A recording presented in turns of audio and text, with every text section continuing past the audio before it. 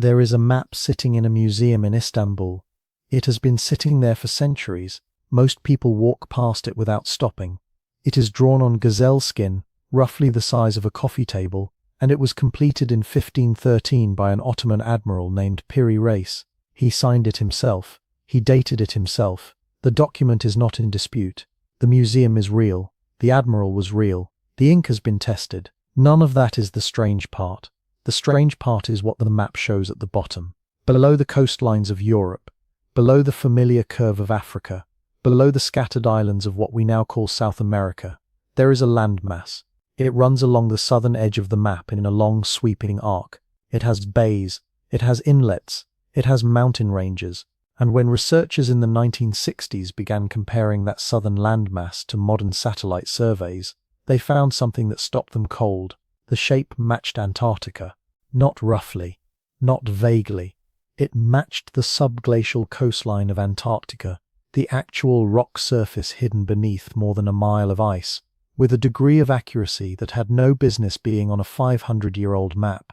Antarctica was not officially discovered until 1880. European explorers did not reach its interior for another 100 years after that. The technology to see beneath the ice sheet did not exist until the mid-20th century. And yet here, in a document signed and dated in 1513, something that looked very much like that coastline was already drawn. Charles Hapgood was a professor of history and anthropology at Keene State College in New Hampshire. In 1966, he published a book called Maps of the Ancient Sea Kings, in which he laid out a careful, methodical analysis of the Piri Reis map and several other ancient charts. His conclusion was not that the map proved the existence of a lost civilization. His conclusion was more careful than that, and more unsettling. He argued that the level of cartographic accuracy visible in these maps in their coastlines, their proportions, their geographical relationships was not consistent with the navigational technology available to any known civilization at the time the maps were drawn. Someone, he wrote, had surveyed these coastlines. Someone had measured them, and whoever they were, they worked from information that has since been lost. Piri Reis himself left a note on the map. He wrote, in his own hand, that he had compiled the chart from older source maps, some of them going back, he claimed, to the time of Alexander the Great. He listed roughly 20 source documents. Not one of those original source maps has ever been found. This is where the story gets genuinely difficult to hold in your head, because there are two possibilities, and neither one of them is comfortable.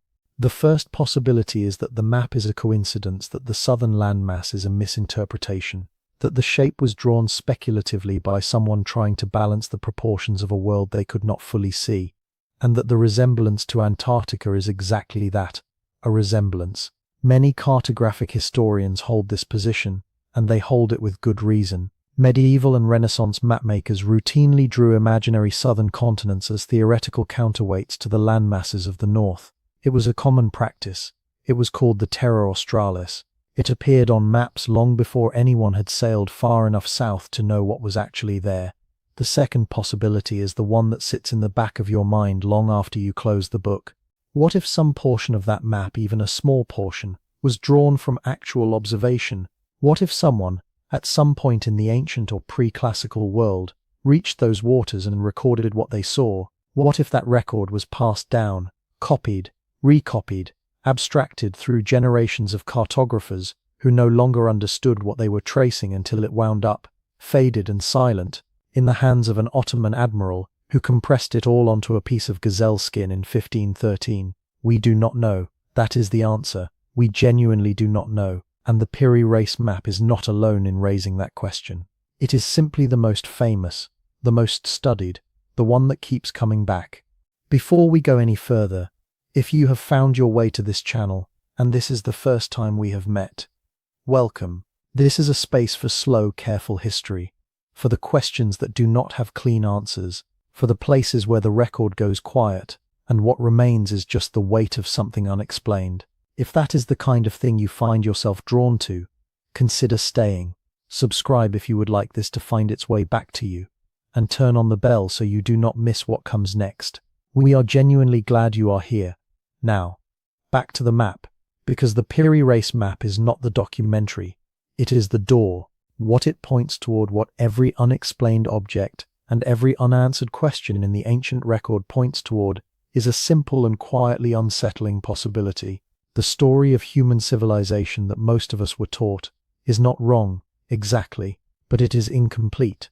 It is built from the things that survived, the stone things, the buried things, the things that were durable enough or lucky enough to make it through several thousand years of war and fire and water and forgetting. Everything else is silence, and silence, it turns out, is not the same as absence.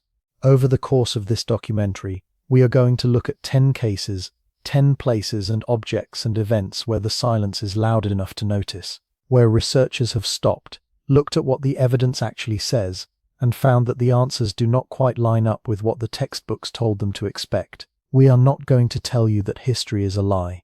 We are not going to tell you that everything you know is wrong.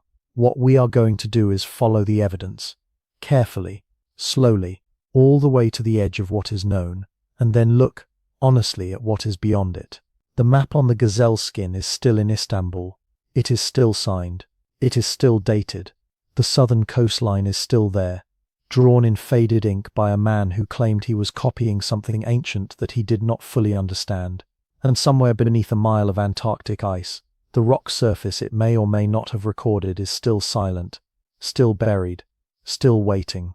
That is where we begin. In the fall of 1994, a German archaeologist named Klaus Schmidt drove out to a low, unremarkable hill in southeastern Turkey and started digging. The hill was called Göbekli Tepe. In Turkish, that translates, roughly, to Potbelly Hill.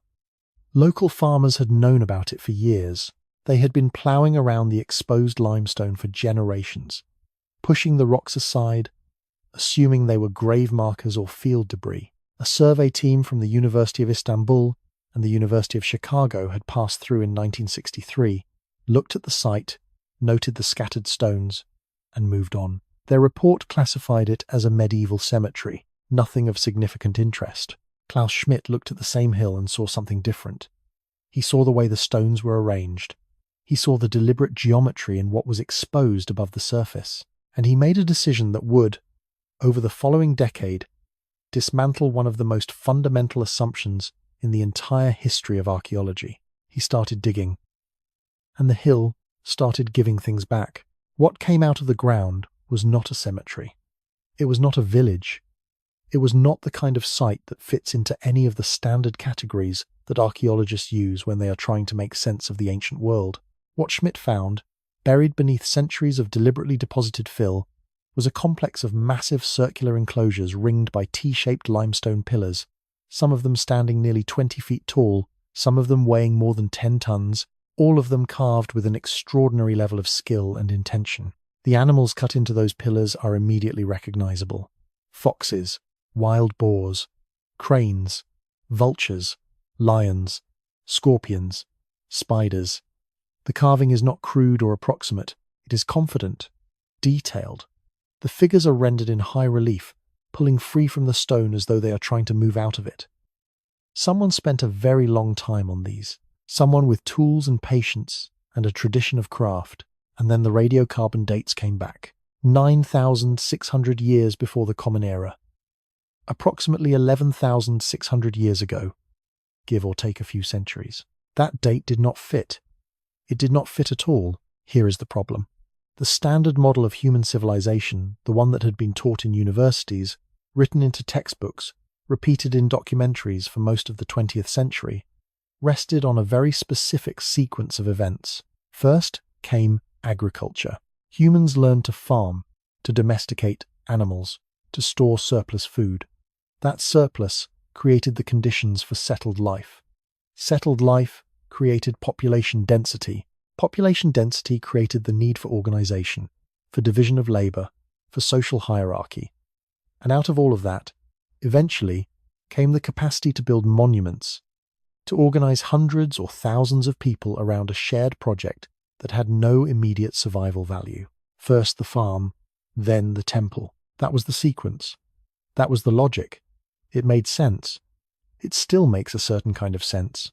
Göbekli Tepe was built before any of it. The people who carved those pillars and raised them into position and decorated them with such care and precision were, by every archaeological measure available, hunter-gatherers. There is no evidence of agriculture at the site, no grain storage, no evidence of permanent settlement in the immediate vicinity. The people who came to this hill came from elsewhere, and they came repeatedly over a period that researchers now estimate lasted several thousand years, and they built something enormous and intricate and deeply intentional, and then, around 8,000 years before the Common Era, they stopped and they buried it. That last part deserves its own moment of quiet attention. The site was not abandoned in the ordinary sense. It was not left to decay. It was not destroyed by invaders or collapsed by an earthquake. The same people who built it, or their descendants, or people who understood what it was, made a deliberate choice to fill the enclosures with soil and stone debris and cover them over. The T-shaped pillars that had stood open to the sky were intentionally entombed. Whatever was happening at Göbekli Tepe, whatever function it served, whatever it meant to the people who built it, at some point they decided that it needed to be hidden. We do not know why. Archaeologists have noted that the burial itself may have been a form of ritual closure, a final ceremony that sealed the site the way a tomb seals a body. One theory suggests that the burial was protective, that the people of the region understood the site was sacred and chose to preserve it against the possibility of desecration or damage. Another theory suggests the burial reflects a shift in religious practice, that the beliefs or rituals associated with the enclosures had changed, and the structures were no longer active in the way they once had been, and so they were respectfully interred. What we know for certain is this: the burial worked. The fill that covered Göbekli Tepe preserved it almost perfectly for 11,000 years. The stones were waiting, intact, for Klaus Schmidt to find them in 1994. There is a certain strange poetry in that. The people who built it could not have known that their act of concealment would become, tens of thousands of years later, an act of preservation. They were not thinking about archaeologists. They were not thinking about us. And yet here we are, reading what they left behind slowly, carefully. After Schmidt's initial excavations confirmed the scale and age of the site, the German Archaeological Institute, the Deutsche Orientgesellschaft, and eventually the Turkish Ministry of Culture all became formally involved. The work has continued for 3 decades now. And with each new digging season, the site gets larger and more complicated. Ground-penetrating radar surveys suggest that what has been excavated so far represents only a small fraction of the full complex, perhaps 5% by some estimates. There are more enclosures out there, more pillars, more carved animals waiting in the dark beneath the hill. The full picture of what Göbekli Tepe actually was, its total extent, its organization, its relationship to other sites in the region is still being assembled. In 2013, an Italian researcher named Giulio Magli from the Politecnico di Milano published an analysis suggesting that several of the enclosures at Göbekli Tepe were deliberately oriented towards specific points on the horizon, points that would have corresponded to the rising position of Sirius, the brightest star in the night sky, at the time the enclosures were built. The alignment, Magli argued, was intentional. The architecture was astronomical. It is important to be careful here. Schmidt himself, before his death in 2014, cautioned against reading too much into single-factor explanations for Göbekli Tepe. The site is too complex, he argued, and our understanding of it is still too incomplete. To reduce it to any one-purpose religious site, astronomical observatory, seasonal gathering place, territorial marker, it may have been all of those things simultaneously. It may have been something we do not yet have a category for. What remains unexplained is the social organization required to build it. Moving a 10-ton limestone pillar from the quarry, which researchers have located on the ridge of the hill itself, roughly a quarter-mile from the main enclosures, shaping it, erecting it, fitting it into a socket cut precisely into the bedrock. This requires planning. It requires a work party of significant size. It requires people who know what they are doing, who have done this before, who are passing that knowledge to others. It requires, in other words, a social structure of some complexity, a tradition, an institution. All of that in a world of hunter-gatherers who had not yet, as far as we know, planted a single field. One theory suggests, and this is a hypothesis that carries real weight among some researchers, though it remains contested, that Göbekli Tepe does not represent the beginning of complex human society. It represents a remnant of something that was already well underway, that the capacity for large-scale organized effort, for symbolic thinking, for monument building, reached back further into the human past than the excavated record has so far shown, that we are looking at a visible peak of something whose deeper roots are still buried. This is not a fringe idea. It is a serious question that serious archaeologists are sitting with. Because here is the thing about the standard model, the farm first, monument second sequence that made such elegant sense for most of the 20th century. Göbekli Tepe did not just complicate that model, it inverted it. Jacques Cauvin, the French archaeologist, had actually proposed before the Göbekli Tepe discoveries that symbolic and religious revolution may have preceded the agricultural revolution, that humans changed their minds before they changed their way of life. Schmidt's findings gave that idea physical form. The people who raised those pillars were not waiting for civilization to give them permission to build. They just built. And then the broader question opens up, the one that Göbekli Tepe makes unavoidable. And we almost missed it if a hill full of the oldest monumental architecture in the world sat in a farming region of Turkey for 11,000 years and was mistaken for a medieval cemetery by a survey team in 1963. Then what else is out there? What other sites are sitting beneath other hills, beneath jungles and deserts and rice paddies and parking lots, waiting for someone to look at the exposed stones and see what is actually there, rather than what the existing categories predict should be there? The question is not rhetorical. In the years since Göbekli Tepe became widely known, a sister site called Karahan Tepe, roughly 23 miles to the east, in the same province, has been identified and is currently under active excavation by Necmi Karul of Istanbul University.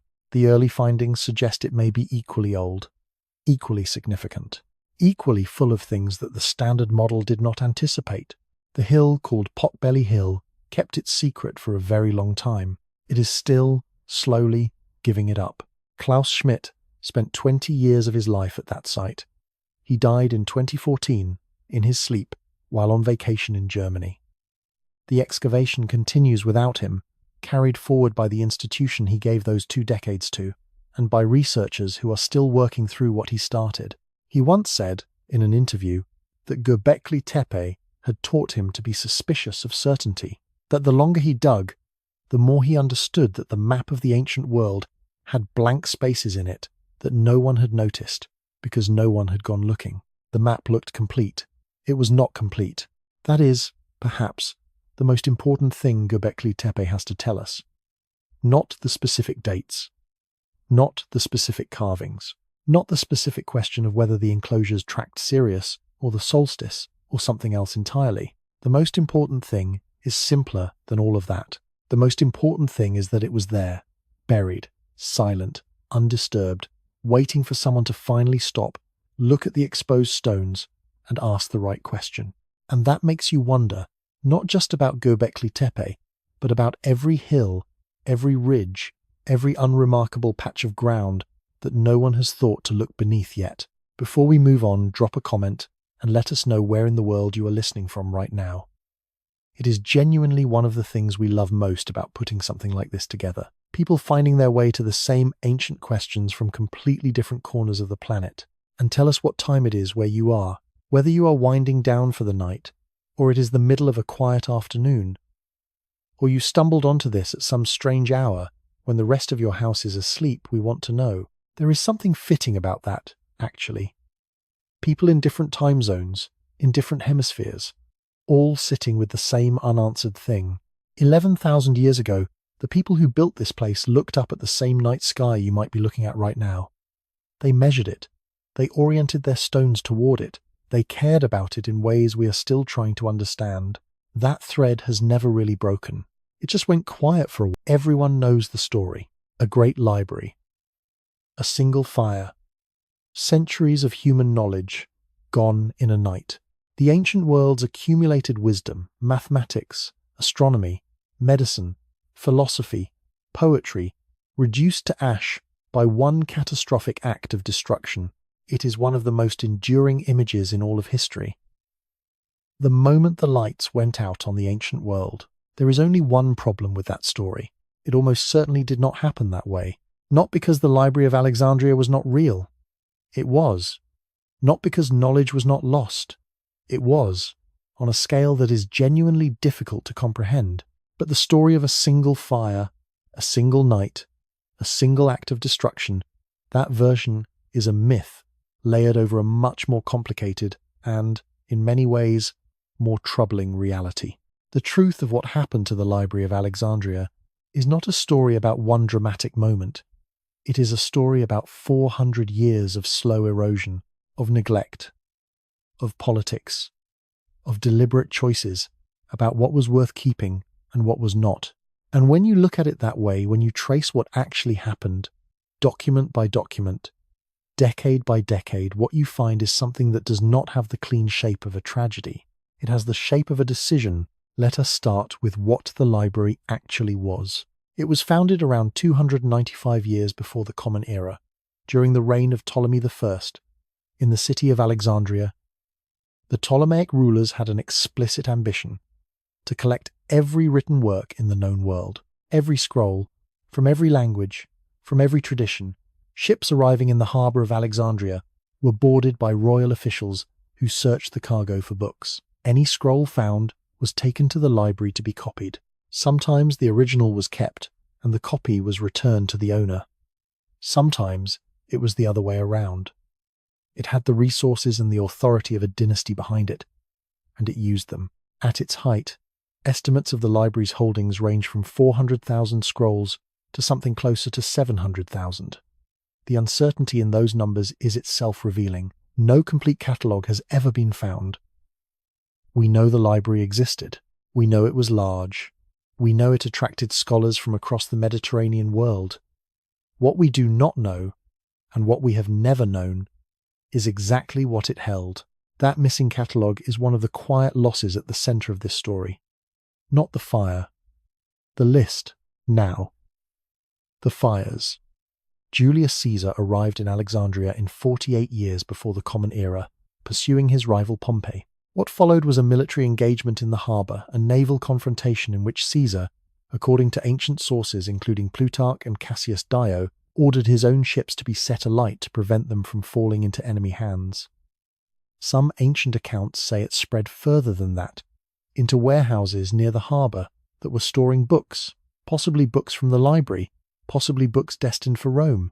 Caesar himself, in his own account of the Alexandrian War, does not mention any library. Later, ancient writers reference the harbour fire in passing. The geographer Strabo, who visited Alexandria roughly 30 years after Caesar and described the city in considerable detail, does not mention a destroyed library. He describes the scholarly quarter of the city as still active and functioning. If the fire of 48 before the Common Era had destroyed the library, Strabo seems not to have noticed. What the harbour fire probably destroyed, if it destroyed anything literary at all, was a warehouse of scrolls awaiting export, a significant loss, but not the library itself. The second event came in the 270s of the Common Era, when the Roman Emperor Aurelian fought to retake Alexandria from the forces of Queen Zenobia of Palmyra. The battle involved street-by-street urban combat through the Bruchion, the royal quarter of the city, which was also where the main library complex was located. The physical destruction of that quarter was extensive and documented. Whether the library buildings survived, and in what condition, is not recorded with any precision. What is known is that by this point the institution had been in decline for over a century. Its royal funding reduced, its staff diminished, its collection no longer actively maintained. The third event is the one that carries the most complicated legacy. In 391 years of the Common Era, the Roman Emperor Theodosius issued a decree ordering the closure of pagan temples throughout the empire. In Alexandria, the Bishop Theophilus used this decree as authority to move against the Serapeum, the Temple of Serapis, which also housed what was sometimes called the Daughter Library, a secondary collection that had been established as a kind of annex to the main institution. Ancient sources, including the historian Socrates of Constantinople, describe a Christian mob destroying the Serapeum. The extent of the destruction and how many scrolls were lost remains disputed among historians. And then there is the Arab conquest of Alexandria in 642 of the Common Era, after which later medieval sources written centuries after the fact, record a story in which the Caliph Omar ordered the library's books to be burned on the grounds that any books agreeing with the Quran were unnecessary and any books disagreeing with it were heretical. Most modern historians consider this account to be a later invention, almost certainly fabricated during the medieval period to cast blame for the library's disappearance onto the Arab conquest. The story does not appear in any contemporary source. By the time of the Arab conquest, the Great Library of Alexandria, in any meaningful institutional sense, had almost certainly not existed for at least 2 centuries. So what did actually burn? This is where the scholar Luciano Canfora becomes important. Canfora, a classicist at the University of Bari in Italy, published a book in 1987 called The Vanished Library, in which he made an argument that many historians found uncomfortable but difficult to dismiss.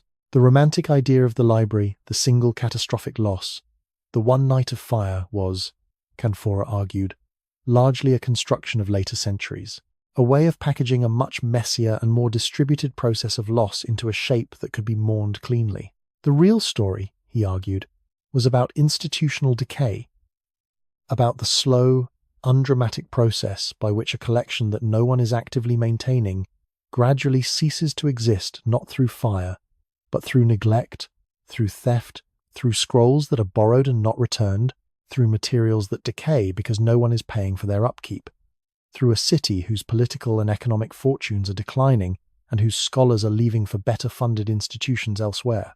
That process is not as satisfying as a fire.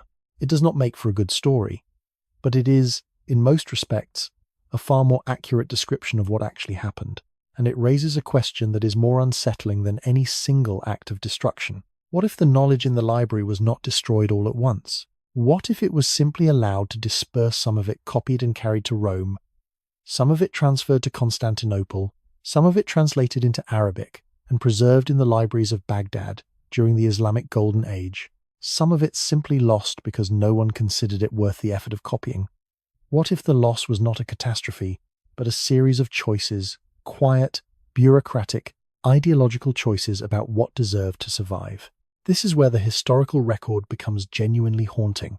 We know that the library held works by Aristarchus of Samos, who proposed that the Earth orbited the Sun around 270 years before the Common Era, nearly 1800 years before Copernicus made the same argument. We know it held the complete works of Eratosthenes, who calculated the circumference of the Earth with remarkable accuracy, using nothing but a stick, a shadow, and geometric reasoning. We know it held works on medicine, on engineering, on hydraulics, on optics texts attributed to Hero of Alexandria, who described, in the 1st century of the Common Era, a device powered by steam. In the 1st century of the Common Era, how much of what we consider modern discovery was actually rediscovery? How much of the distance between the ancient world and the scientific revolution of the 17th century was not a gap in human intelligence or human curiosity, but a gap in the survival of documents? We cannot answer that question. The catalogue is gone. What we can say is this: Eratosthenes calculated the Earth's circumference to within roughly 1% of the correct answer. That calculation required access to measurements, to geographical data, to a tradition of systematic observation. All of that was assembled in one place, in one institution, under one roof, and then it was not. Archaeologists have noted that the physical site of the ancient library has never been definitively located. The modern Bibliotheca Alexandrina, the new library built in Alexandria and opened in 2002, a stunning architectural structure on the edge of the Mediterranean, sits near where researchers believe the ancient institution once stood. A way of marking the place where something enormous once existed and then, slowly and without ceremony, ceased to. The library did not burn in a night. It faded across 4 centuries of political upheaval, changing empires, shifting priorities, and the steady, indifferent passage of time. Scrolls do not survive neglect. Institutions do not survive the withdrawal of resources. Knowledge does not survive the decision, made quietly and repeatedly by people in positions of power, that it is not worth the cost of keeping. That is not as dramatic as a fire. But it is, in the end, because fires are accidents, or acts of war, or moments of chaos that no one planned and no one could fully control. What happened to the Library of Alexandria was slower than that, and more deliberate than that, and in some ways more familiar than that. It is the story of what happens when a civilization stops deciding that the past is worth the trouble of carrying forward. And the question that sits quietly at the edge of that story, the one that the missing catalogue makes unavoidable, is simply this. What did we lose that we do not even know we lost? We will never have a complete answer.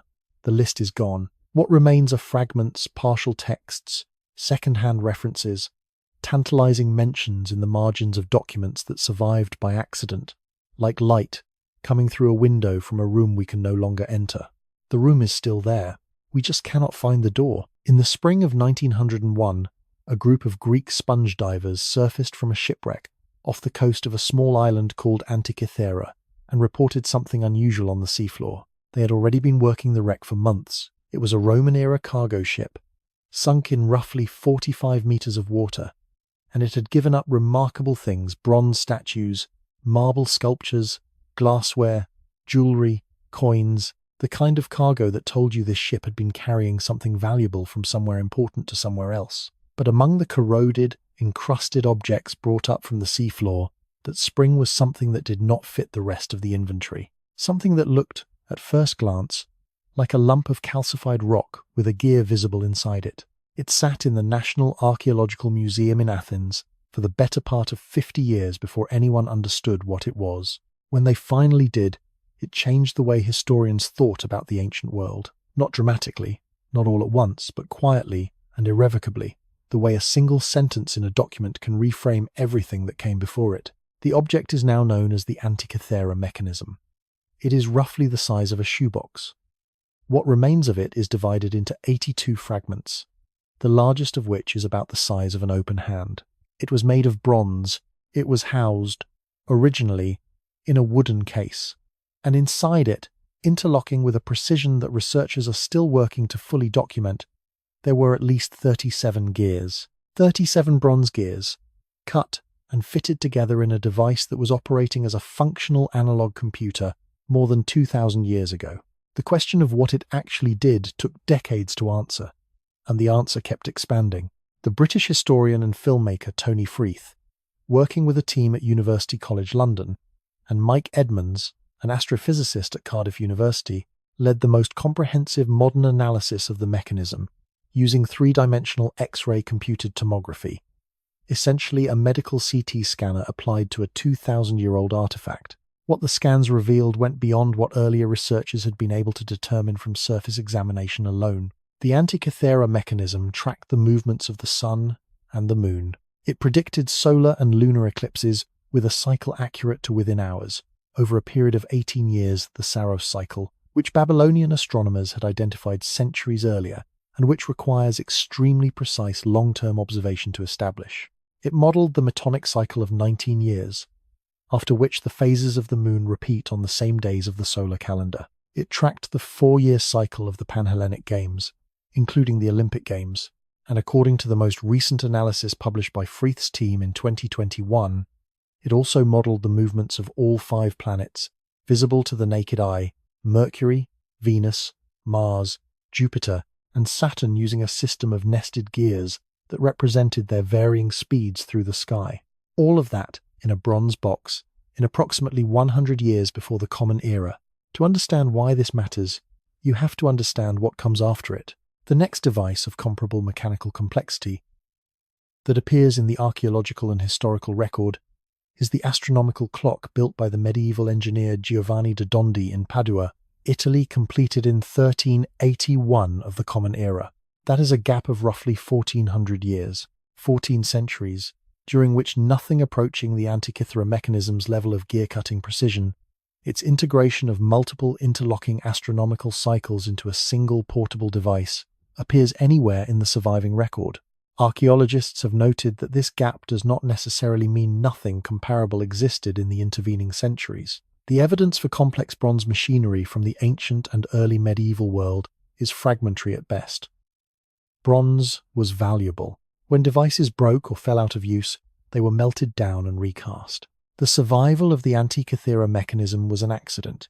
It went down with a ship in 45 meters of Mediterranean water and lay there undisturbed, slowly encrusting, while 14 centuries of history passed overhead.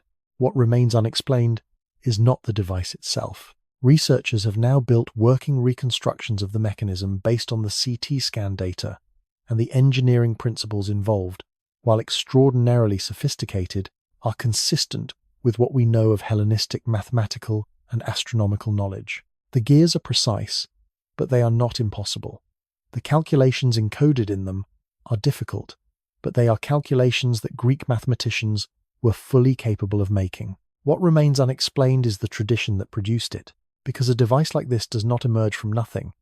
It is not the invention of a single, isolated genius working alone. It represents a lineage, a school of engineering practice in which techniques were developed, refined, passed down, built upon over generations. Someone SPO taught the person who made this, and someone taught that person.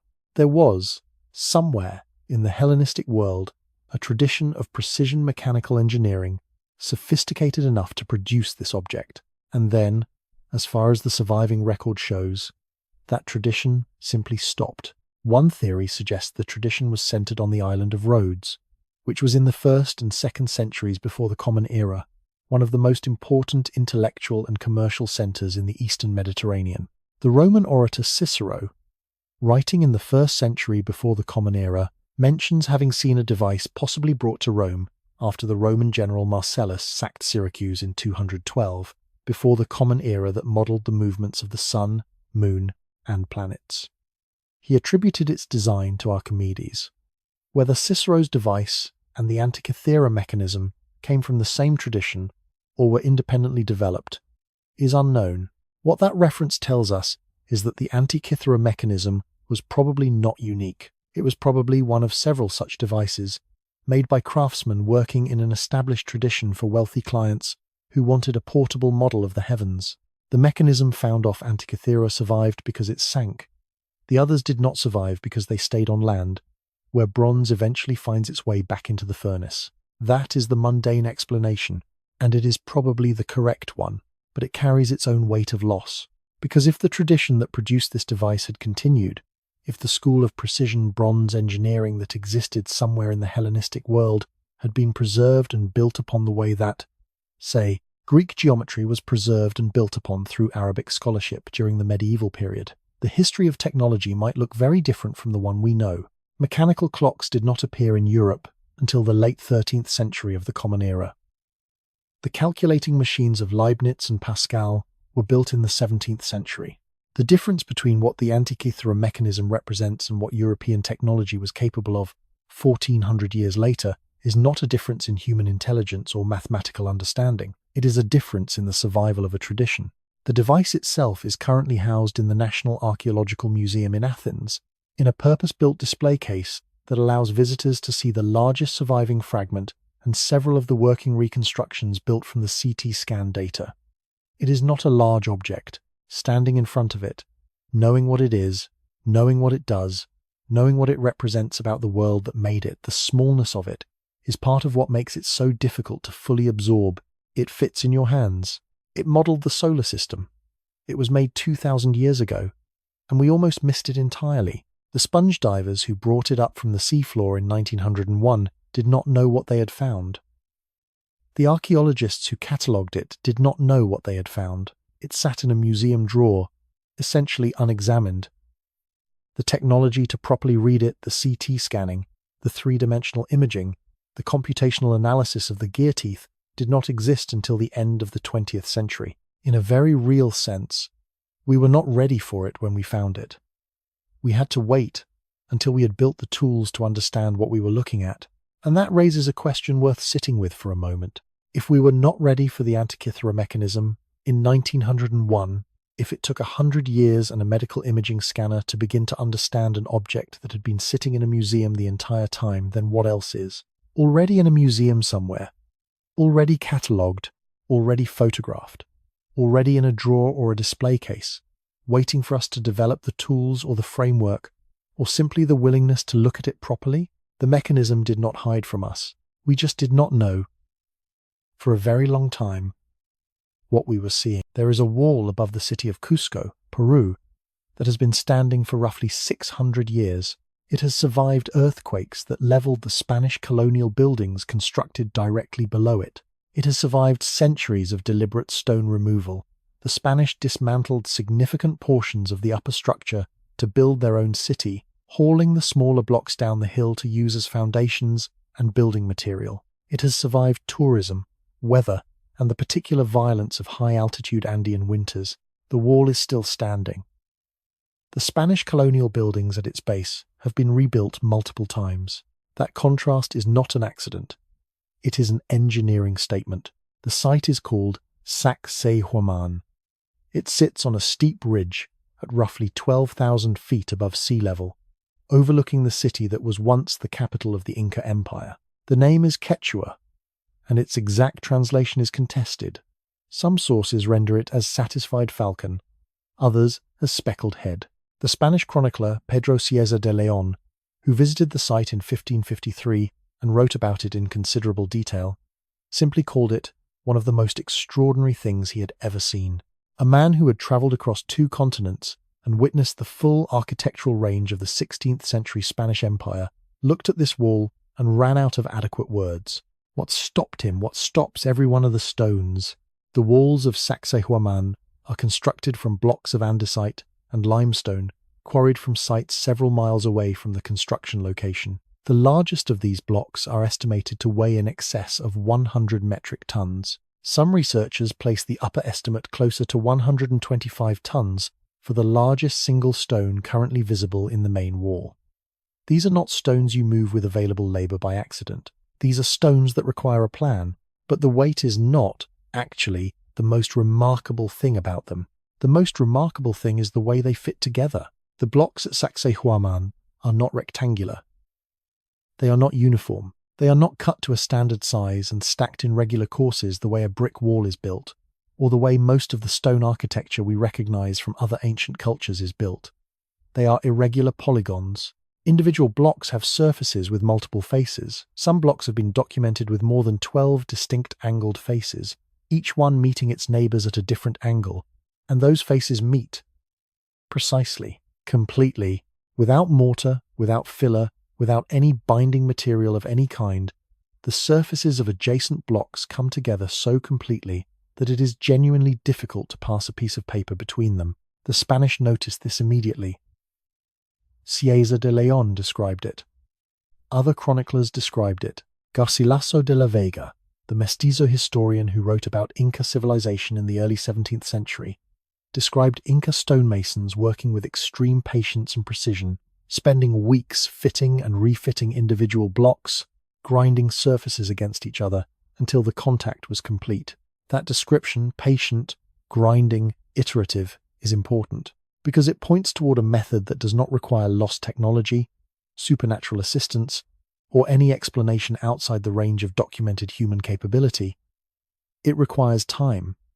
It requires skill. It requires a labor system capable of deploying hundreds or thousands of workers on a single construction project over decades. All of those things existed within the Inca Empire. The mita system, a form of labor taxation in which communities owed the state a portion of their working hours, organized construction projects on a scale that the Inca were genuinely exceptional at managing. Jean-Pierre Protzen, an architect and professor at the University of California, Berkeley, spent years doing experimental archaeology at Inca quarry and construction sites in the Cusco region. He worked with the actual tools that would have been available: stone hammers, bronze chisels, abrasive grinding, and demonstrated that the kind of surface precision visible at Sacsayhuaman is achievable through extended manual labor. His findings, published across a series of papers and a comprehensive book on Inca architecture, showed that the fitting technique relied on a process of repeated contact. A block would be placed against its neighbor. The high points of contact would leave marks, those marks would be ground down, and the process would be repeated until the surface is fully met. It is not a quick process. It is not a simple process. Fully within the range of what skilled craftsmen with adequate time and adequate labor can accomplish. Archaeologists have noted, however, that Protzen's experimental work, while convincing for small and medium-sized blocks, becomes increasingly difficult to scale up to the very largest stones at the site. Moving and precisely fitting a 10-ton block through iterative contact adjustment is one thing. Doing the same with a 100-ton block introduces engineering challenges that the experimental record has not yet fully resolved. How do you make fine positional adjustments to a stone that weighs as much as a loaded commercial aircraft? How do you lift it fractionally? Move it laterally by inches? Lower it again to check the contact, and repeat that process dozens of times until the fit is complete? Nobody has a fully satisfying answer to that question. One theory suggests that the largest blocks were shaped and fitted in place using a combination of earthen ramps and lever systems that allowed incremental adjustment, with large work parties making coordinated small movements rather than single large lifts. Another theory suggests that the fitting was done partially in the quarry, that blocks were pre-shaped to approximate their final form before transport, reducing the amount of on-site adjustment required. Both theories are plausible. Neither has been demonstrated conclusively at the scale of the largest Sacsayhuaman stones. What remains unexplained is not the principle but the practice. The how, in broad outline, is probably not mysterious. The how, in precise operational detail, for the largest stones specifically, is genuinely unresolved. And then there is a broader question that Sacsayhuaman opens up, one that goes beyond the specific engineering of this specific site. The Inca did not have a writing system in the conventional sense. They had the quipu, a complex system of knotted strings that encoded numerical and possibly narrative information, but no phonetic script, no alphabet, no written language that could carry technical knowledge forward in the form of a manual or a treatise. The engineering knowledge that produced Sacsayhuaman, the precise understanding of how to select stone, how to transport it, how to fit it, all of that lived in people, in master craftsmen, in the apprentices who worked alongside them, in the accumulated experience of a professional class of builders whose entire tradition existed in practice and memory rather than in text. When the Spanish arrived in 1532 and the Inca Empire collapsed with a speed that stunned both the conquerors and the conquered, what died with it was not just a political structure, it was a knowledge ecosystem. The master builders who understood the full technical tradition of Inca stone fitting were not writing anything down, they were building. And when the building stopped, when the Mita was disbanded, when the empire's organizational structure dissolved, when the surviving population was reorganized around Spanish colonial priorities, the tradition that produced Sacsayhuaman did not get recorded. It did not get archived. It simply ceased to be transmitted. This is not suppression in the conspiratorial sense. The Spanish did not hunt down Inca master builders and silence them. What happened was more ordinary than that, and in many ways more complete. The social conditions that made that knowledge possible, the empire, the labor system, the professional class of builders, the multi-generational continuity of a construction tradition, those conditions ended, and the knowledge, which had no existence outside of those conditions, ended with them. Protzen has written about this with considerable care. His experimental work was not an attempt to prove that the Inca used some method we had not yet identified. It was an attempt to understand, as concretely as possible, what was actually lost, not a technology in the sense of a tool or a machine, a practice, a body of accumulated, embodied, experiential knowledge that existed in the hands and eyes and judgment of skilled workers, and that disappeared not because anyone decided to erase it, but because the world that sustained it was dismantled. That distinction matters, because it changes the nature of the loss. A suppressed document can, in theory, be found. A buried archive can be excavated. A coded text can be deciphered. But a practice that lived entirely in people, in the transmission from master to apprentice across generations, when that chain breaks, it leaves a wall that we can see, that we can measure, that we can analyze with every tool available to modern materials, science and structural engineering, and that we still cannot fully explain how to build. Sacsayhuaman has been standing for 600 years on a seismically active ridge at 12,000 feet above sea level. The Spanish took it apart piece by piece for building material and still could not finish the job. The stones that remain are the ones that were too large to move conveniently. The Spanish built a cathedral in Cusco's main plaza and a dozen colonial churches on Inca foundations because the Inca foundations were more reliable than anything they knew how to build themselves. That is not ancient mystery in the vague, romantic sense. That is a measurable, structural, documented fact. The people who built this wall knew something. They passed it to each other for generations, in their hands and their eyes and their patient, grinding work against the stone. And then the world that carried that knowledge ceased to exist, and the knowledge went with it. What remains is the wall, still standing, still fitted, still refusing, after 600 years and several significant earthquakes, to come apart. Imagine finding a letter, not a fragment, not a partial inscription worn down by weather and time, a complete letter, clearly written, clearly intentional, with characters arranged in deliberate sequences that follow consistent internal patterns.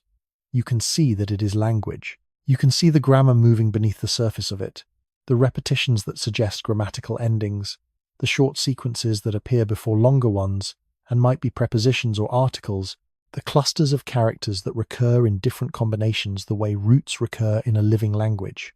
You can see all of that. You can feel the meaning pressing against the inside of the symbols, and you cannot read a single word of it. That is not a hypothetical. That is the actual experience of every researcher who has spent time with the 3 writing systems we are going to talk about in this section. 3 scripts from 3 different civilizations in 3 different parts of the world and 3 different periods of history. Thousands of inscriptions between them. Decades of serious scholarly effort. The involvement of linguists, cryptographers, computer scientists, and specialists in comparative language from institutions across multiple continents, still unread, not partially decoded, not mostly understood with a few gaps. Unread. The meaning locked inside the symbols as completely as the day they were made. Start with the oldest. The Indus Valley script appears across the remains of one of the largest and most sophisticated urban civilizations of the ancient world. The Harappan civilization, named after one of its major cities, Harappa, in what is now the Punjab province of Pakistan, flourished roughly between 2,600 and 1,900 years before the Common Era. At its height, it extended across an area larger than ancient Egypt and Mesopotamia combined, encompassing modern Pakistan and northwestern India. Its cities were planned with a precision that still impresses urban historians. Grid streets, standardized brick sizes, sophisticated drainage systems, public water infrastructure that would not be matched in Europe for several thousand years. And it had writing. More than 4,000 inscribed objects have been recovered from Harappan sites: seals, tablets, pottery, bronze tools, small carved objects. The inscriptions on these objects use a script of somewhere between 400 and 600 distinct signs, depending on how individual variants are counted. The script reads, most researchers believe, from right to left. Some inscriptions are very short, a single sign or a sequence of 3 or 4. Others run longer. The average inscription is around 5 signs in length. Asko Parpola, a Finnish Indologist at the University of Helsinki, has devoted the better part of 6 decades to the Indus Valley script. His work, including a comprehensive analysis published in 1994 and revised substantially since, represents the most sustained scholarly attempt to crack the script from within the academic mainstream. Parpola's approach has been to work backward from the known, from the languages and symbolic traditions of the Indian subcontinent that came after the Harappan civilization, trying to identify connections, echoes, survivals. He has proposed partial readings of certain signs. He has identified what may be numerical notations and what may be titles or personal names. But a full decipherment has not come. The fundamental problem is the absence of a bilingual text, something equivalent to the Rosetta Stone, which allowed scholars to decode Egyptian hieroglyphics by providing the same content in Greek, Demotic, and hieroglyphic script simultaneously. For the Indus Valley script, no such key has ever been found. What remains unexplained is why. The Harappan civilization was in contact with Mesopotamia. Harappan seals have been found at Mesopotamian sites, and Mesopotamian records mention trade with a region they called Meluha, which many researchers identify as the Indus Valley. Bilingual administrative texts are exactly the kind of document that emerges from sustained trade contact between literate cultures. That they have not been found suggests either that they do not survive, that they exist somewhere not yet excavated, or that the contact was managed in ways that did not require written translation Around 1900 years before the Common Era, the major Harappan cities were abandoned. The reasons are debated: climate shift, river system changes, the gradual eastward movement of population. The script disappears from the record at roughly the same time as the cities. Whatever it encoded, it was not carried forward into the successor cultures of the subcontinent. The knowledge of how to read it died with the civilization that created it. Cross the Mediterranean now to the island of Crete. Linear A is the writing system of the Minoan civilization, a Bronze Age culture that dominated the Aegean world roughly between 2000 and 1500 years before the Common Era. The Minoans built palace complexes at Knossos, Phaistos, and Akrotiri, sophisticated, multi-story administrative centers with elaborate storage systems, advanced plumbing, and walls covered in extraordinary frescoes. They were a literate culture. They kept records. They had a script. That script is Linear A. It appears on clay tablets found at palace sites across Crete and on stone offering tables found at mountain sanctuaries. It appears on pottery and on bronze axes and on a small gold pin found at Mavro Speleo. It covers surfaces in sequences that look administrative in some contexts and religious in others. It is clearly a functional writing system used for real purposes by real people who expected other real people to be able to read it. It has not been deciphered. The particular cruelty of Linear A is that it gave rise to a successor script, Linear B, which was deciphered in 1952 by a British architect named Michael Ventris, one of the most remarkable intellectual achievements of the 20th century. Linear B, used by Mycenaean Greek administrators at palace sites on Crete and the Greek mainland, borrows a significant number of signs directly from Linear A. Ventris demonstrated that Linear B encoded an early form of Greek. That decipherment was complete and has held up across 70 years of subsequent scholarship. But Linear A predates Linear B, and the language it encodes is not Greek. Researchers have used the sound values established for Linear B signs to attempt to read Linear A signs that appear visually similar. The result is a partial phonetic approximation strings of sounds that can be pronounced, but that do not correspond to any known language. The underlying language of Linear A, whatever it was, appears to have no surviving relatives. It belongs to a language family that either died completely with the Minoan civilization or whose descendants have not yet been identified. Archaeologists have noted that the destruction of the major Minoan palace centers around 1500 years before the Common Era events associated with the eruption of Thera and subsequent Mycenaean expansion effectively ended the administrative tradition that sustained Linear A. The script was not suppressed. It was simply not carried forward.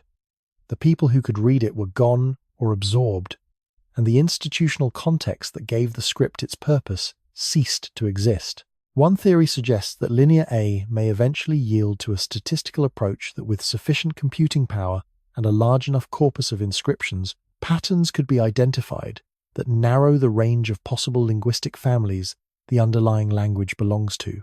Work in this direction has been published by researchers at the University of Copenhagen and elsewhere. Progress has been made in identifying what appear to be loanwords and proper names. A complete decipherment has not followed. Now, the strangest case of all, the Voynich manuscript is not ancient. It is not the product of a lost Bronze Age civilization. It was carbon dated in 2009 by researchers at the University of Arizona to between 1404 and 1438 of the Common Era, making it roughly 600 years old, produced somewhere in early 15th century Europe. It is held at the Beinecke Rare Book and Manuscript Library at Yale University, where it has been since 1969. Before that, it passed through a series of private owners stretching back to the court of Rudolf II, Holy Roman Emperor, in the late 16th century, a ruler known for collecting unusual and esoteric objects. Wilfrid Voynich, the Polish-American antiquarian book dealer who gave the manuscript its modern name, acquired it in 1912 from a Jesuit college in Italy. The manuscript is approximately 240 pages long. It is illustrated throughout with drawings of plants that do not correspond to any identified species, with astronomical or astrological diagrams, with what appear to be bathing figures in interconnected pools, with sections of dense text organized into paragraphs and accompanied by more botanical illustrations. The text runs left to right. It has consistent word length distributions, consistent character frequencies, consistent structural patterns that match the statistical fingerprint of natural language rather than random symbol generation. It has never been deciphered. The list of people who have attempted it is, in itself, remarkable. William Friedman, the American cryptologist who broke Japanese military codes during the Second World War and is considered one of the founding figures of modern American cryptanalysis, spent years on the Voynich manuscript. He did not crack it. Teams at the National Security Agency have examined it. Computer scientists have applied every statistical and machine learning tool available to the text. Dozens of proposed decipherments have been published over the past century in nearly every case. Subsequent examination has found the proposed solution to be unconvincing or internally inconsistent. In 2019, a researcher named Gerard Cheshire published a paper claiming to have identified the manuscript's language as a medieval form of Proto-Romance, an extinct dialect from somewhere in the Mediterranean. The paper attracted significant media attention. It was rapidly and extensively criticized by linguists and manuscript scholars who found the methodology flawed and the proposed readings unsupported by the text. It is not accepted by mainstream scholarship. One theory suggests the manuscript may be an elaborate hoax, a deliberately constructed pseudo-language designed to look meaningful while encoding nothing, possibly created to deceive a wealthy buyer. This theory has support among some researchers. Others argue that the statistical properties of the text are too consistent with natural language for a hoax explanation to be fully satisfying. The debate continues. What remains unexplained is the simplest thing: what it says. After 600 years, after the best cryptographic minds of the 20th century, after decades of computational analysis, we do not know.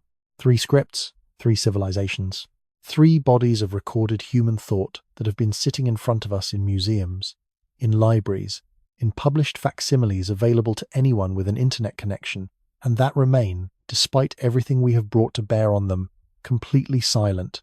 This is not suppression in the way that Hatshepsut's name was chiseled from stone walls. Nobody chose to make these scripts unreadable.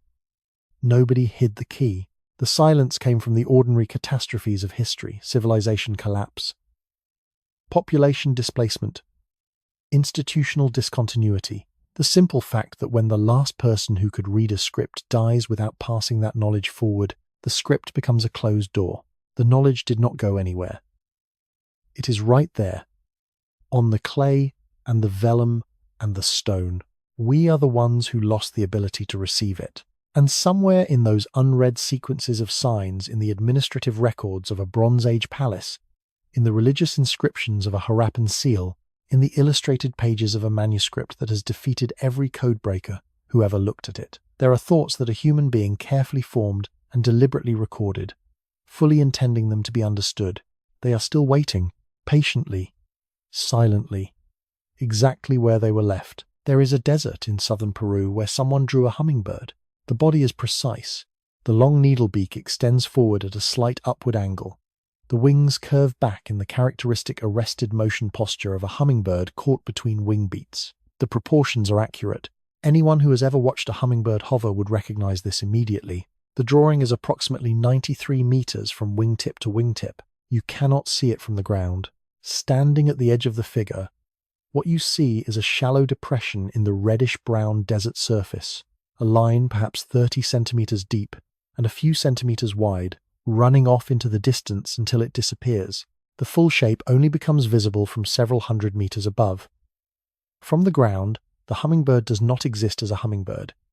It exists as a series of lines leading nowhere in particular, and yet someone made it, someone planned it, surveyed it, and executed it across nearly 100 meters of desert floor, without ever being able to see the finished result from the vantage point that would have made it legible. This is the central fact about the Nazca lines, that no explanation, however sophisticated, fully absorbs, not the scale, not the precision, the intentionality of creating something that the creator could never fully see. The lines are located in the Nazca and Palpa provinces of southern Peru, roughly 400 kilometers south of Lima.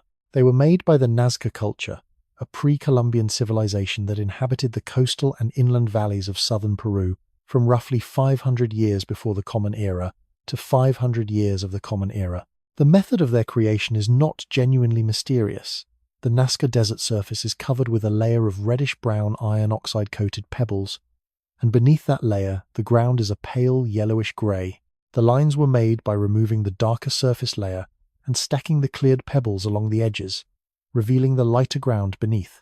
The result is a pale line on a darker surface, clearly visible from above, preserved by the extraordinary stability of the desert climate. Almost no rain, almost no wind at ground level, temperatures that vary predictably and do not generate the freeze-thaw cycles that destroy surfaces elsewhere. The desert preserved them for 2,000 years, the way the sea preserved the Antikythera mechanism by accident, through the particular conditions of a specific place. Maria Reiche was a German mathematician who arrived in Peru in 1932 and spent the next 66 years of her life at the Nazca Lines. She began serious study of the geoglyphs in 1946, and for much of the following half-century, she was the person most responsible for their documentation, their preservation, and their international recognition. She lived in a small house near the lines. She swept sand from the figures by hand. She measured them obsessively, recorded them, mapped them. She spent her own money on the work when institutional support was unavailable. Reich's primary argument was astronomical. She proposed that the lines functioned as a giant calendar, that the directions of individual lines and the orientations of the figures corresponded to the rising and setting positions of celestial bodies at significant times of the agricultural and ceremonial year. The solstices, the equinoxes, the rising of specific stars, important to Andean agricultural planning.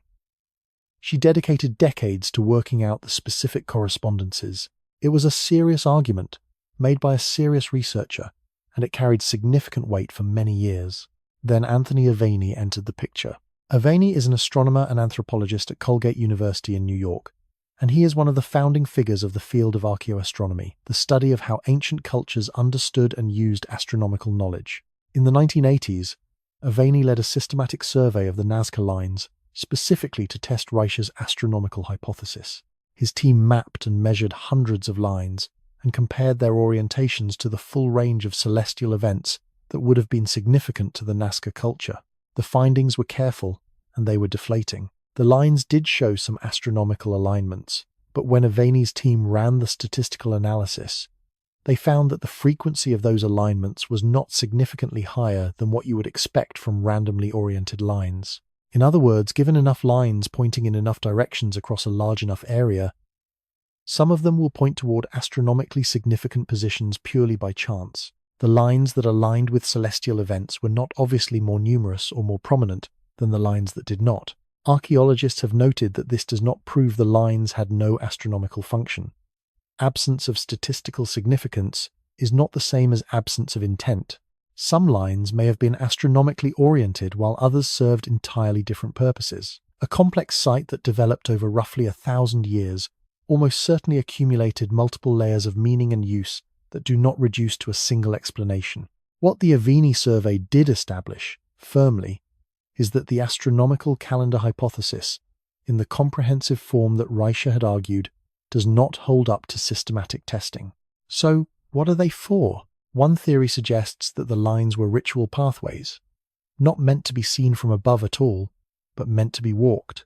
Anthropologist Johann Reinhard, who has done extensive research on Andean sacred geography, has argued that the lines connect points of religious significance in the landscape, water sources, mountain summits, sites associated with ancestor worship and fertility ritual. The Nazca region is extremely arid, and water was the central preoccupation of Andean religious life.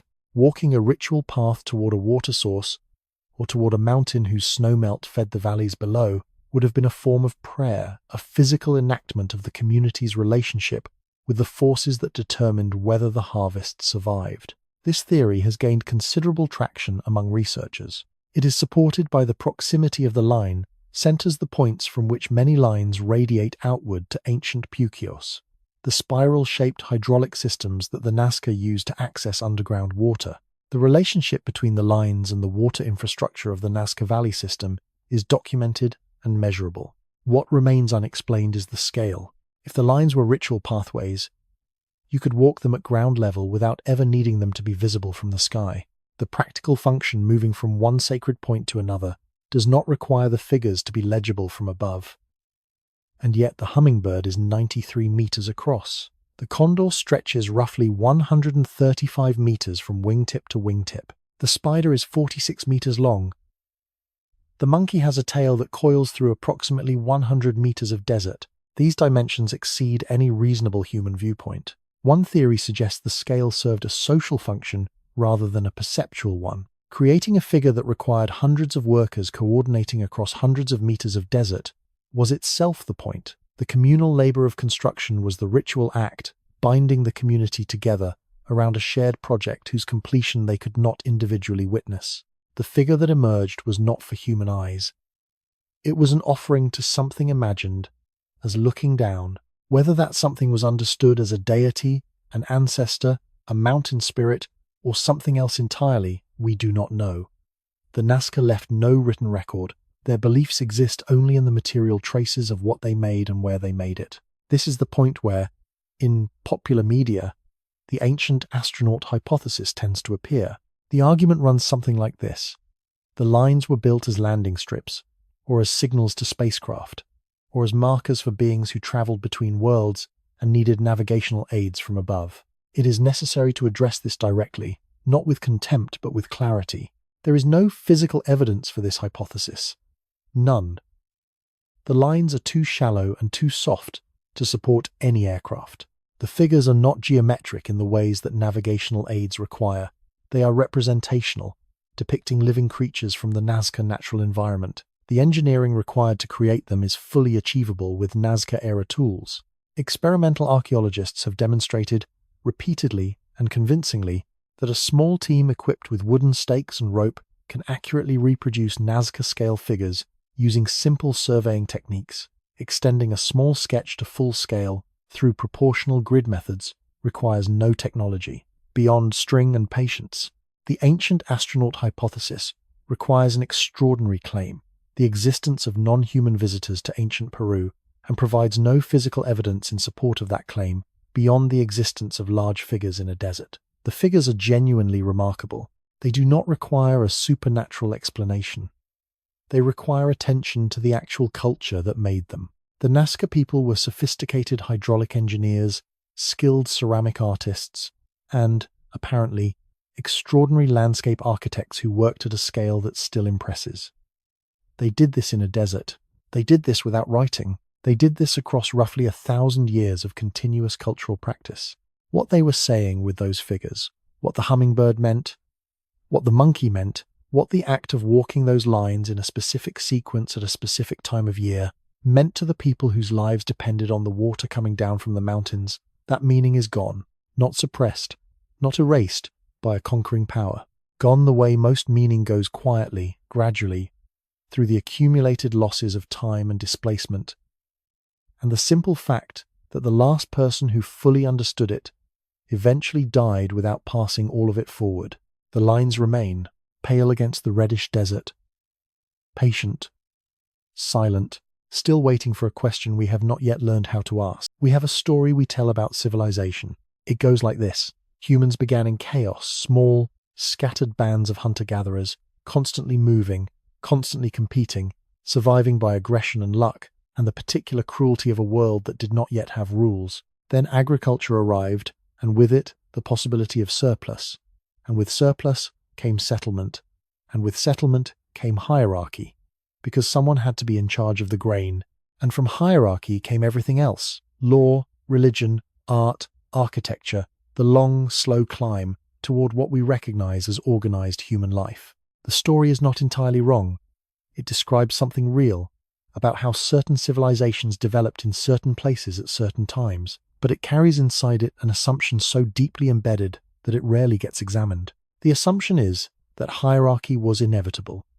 That complexity requires someone at the top, that the moment humans began living together in significant numbers, they naturally and necessarily organized themselves into structures of dominance and submission, rulers and ruled, the powerful and the powerless.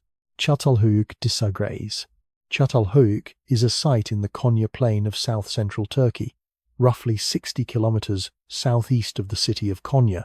It was occupied continuously for approximately 1800 years. From around 7,500 to 5,700 years before the Common Era. At its peak, somewhere between 5,000 and 8,000 people lived there simultaneously, making it one of the largest human settlements anywhere in the world at that time. It had no streets. Houses were built directly against each other, sharing walls, forming a continuous honeycomb of domestic space that spread across roughly 13 hectares of flat ground. People moved through the settlement across rooftops, descending into individual houses through openings in the ceiling via wooden ladders.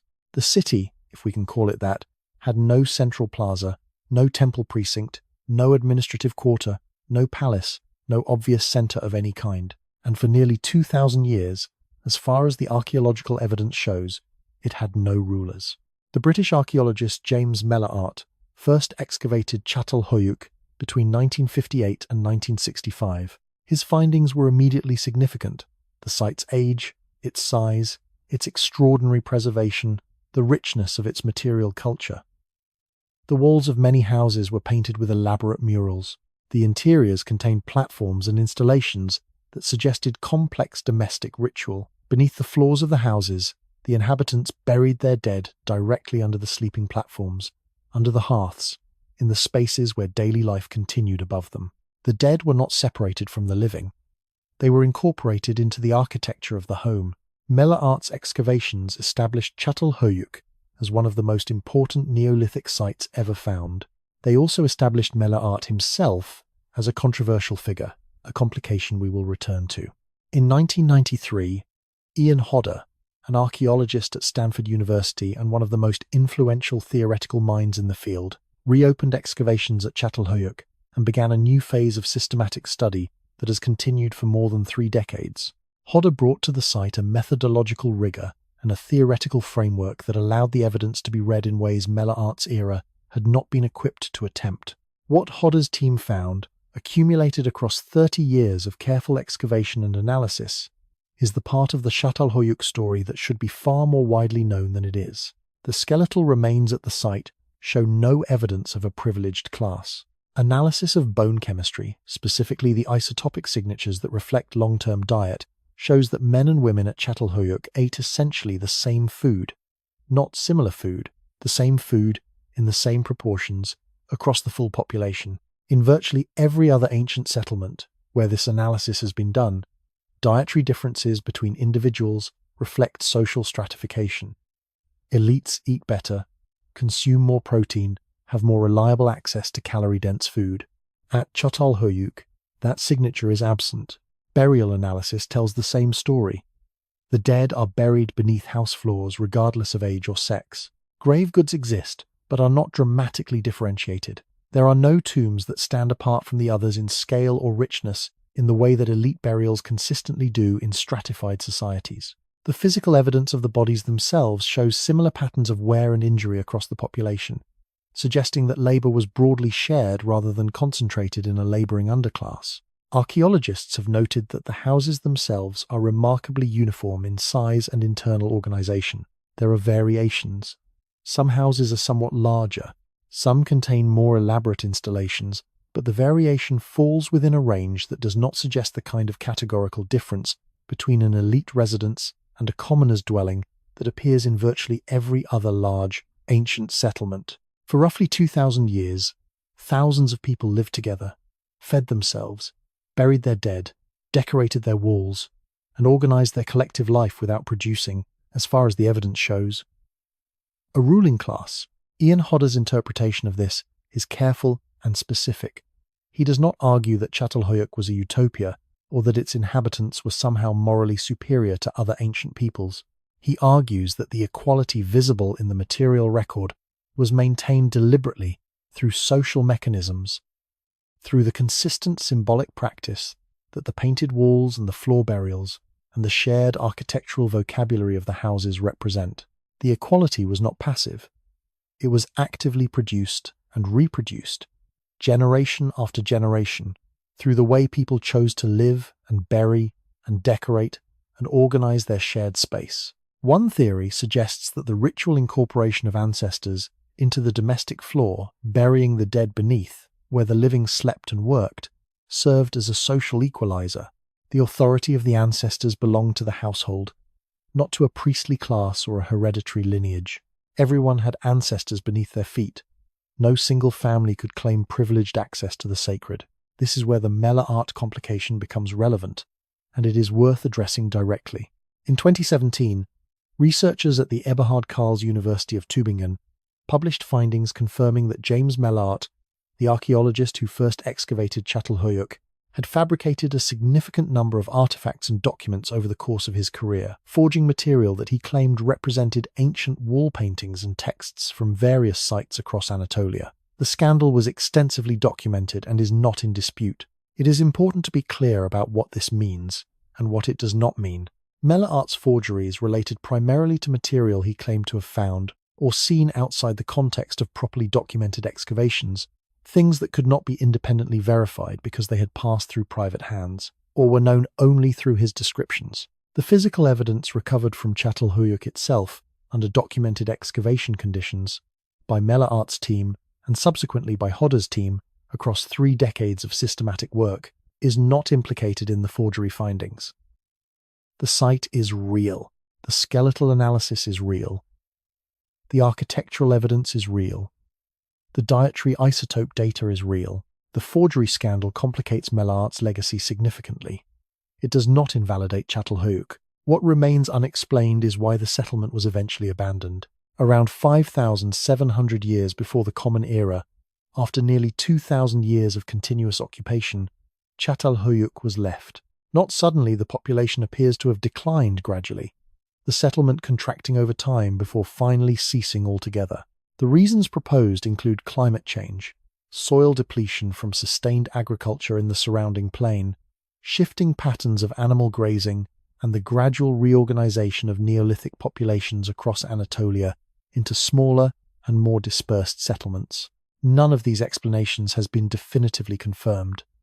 The abandonment of Çatalhöyük remains an open question, but perhaps the more interesting question is not why it ended. It is what it means that it existed at all, because the standard narrative of civilization, the farm, the surplus, the hierarchy, the inevitable emergence of rulers does not predict Çatalhöyük.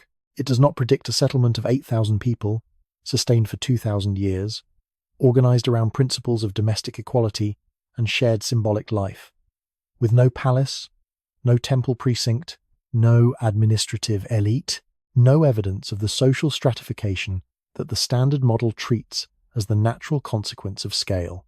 Çatalhöyük does not prove that hierarchy is always a choice rather than an inevitability. It is one site, from one specific cultural context, in one specific period. You cannot build a universal theory of human social organization from a single excavation, but it does prove this. It happened. 8,000 people lived together for 2,000 years and built a city without building a ruling class. Whatever we thought we knew about the necessary relationship between scale and hierarchy, Çatalhöyük is a material, excavated, isotopically analyzed counterexample. The buried city kept that counterexample safe for 9,000 years beneath the Konya plain. It is still, slowly, giving it up.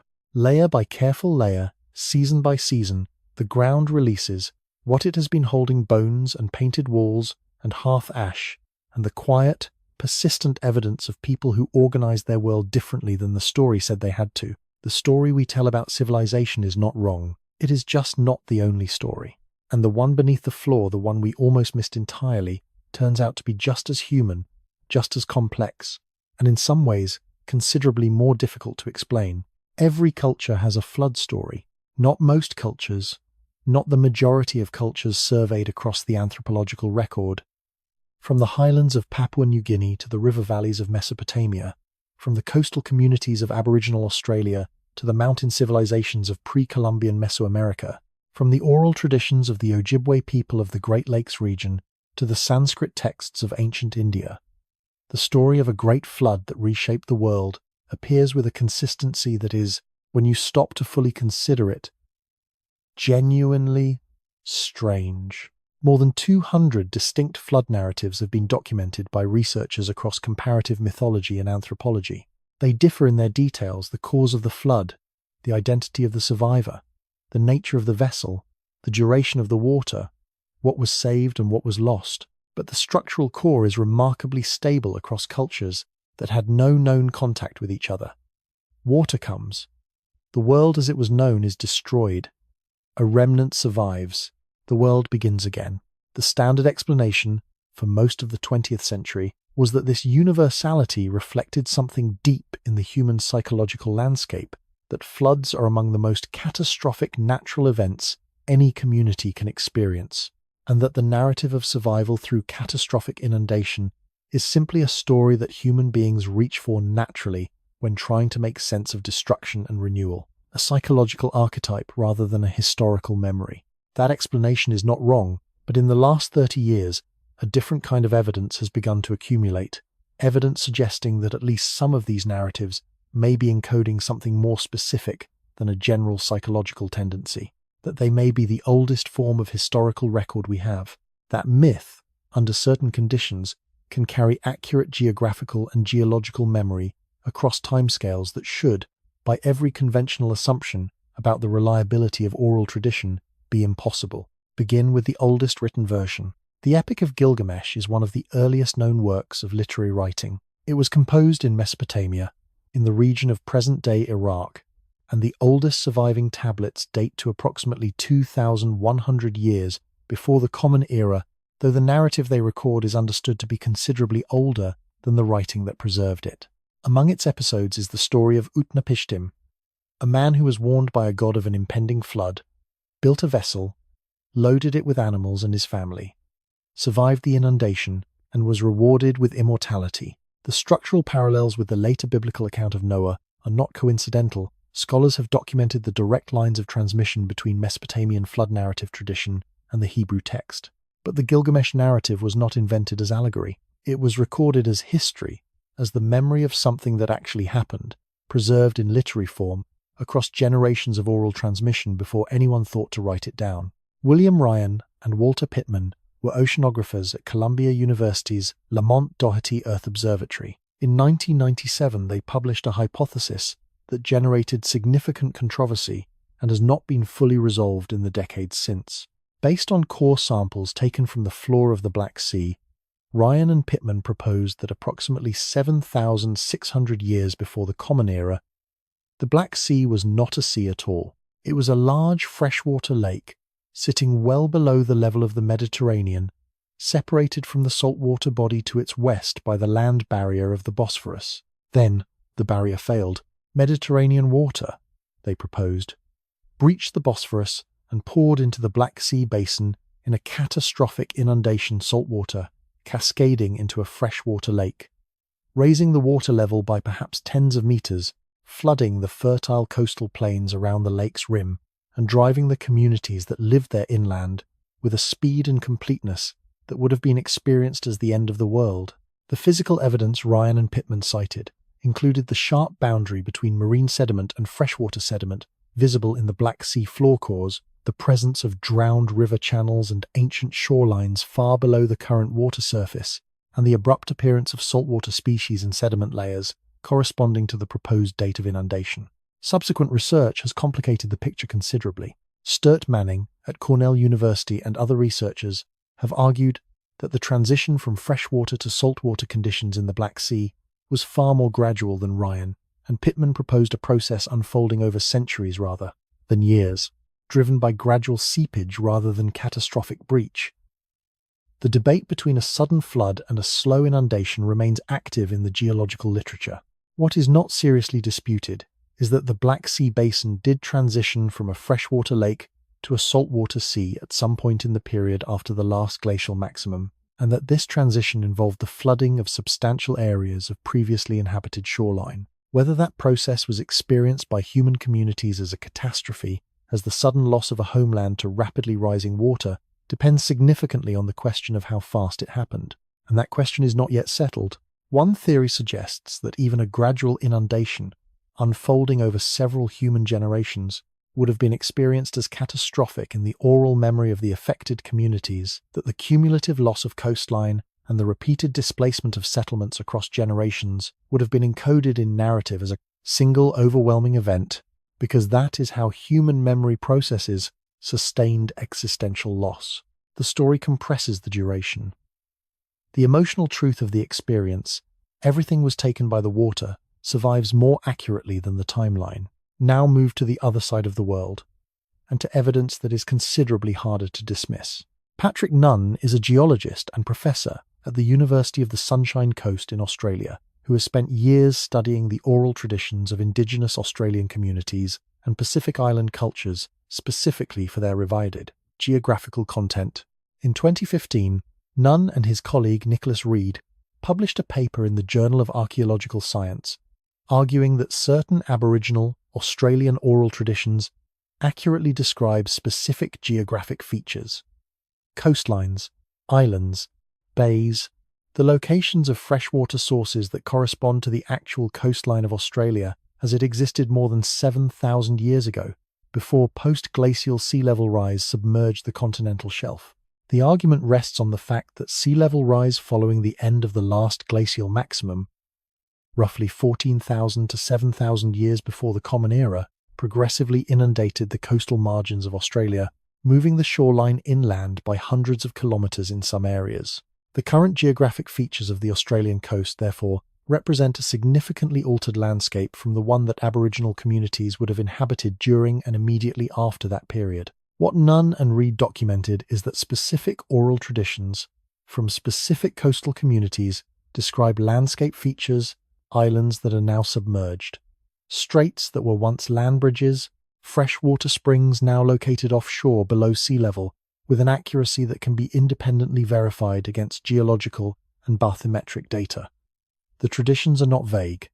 They are specific. They describe particular places that match the known subsea topography of particular stretches of Australian coastline. If their analysis is correct, these oral traditions have been carrying accurate geographical information for somewhere between 7,000 and 10,000 years. 10,000 years of accurate geographical memory, transmitted entirely through oral tradition, without writing, without maps, without any of the technological infrastructure that literate cultures rely on to preserve information across time. Archaeologists have noted that this finding does not require us to treat all oral traditions as literal historical records.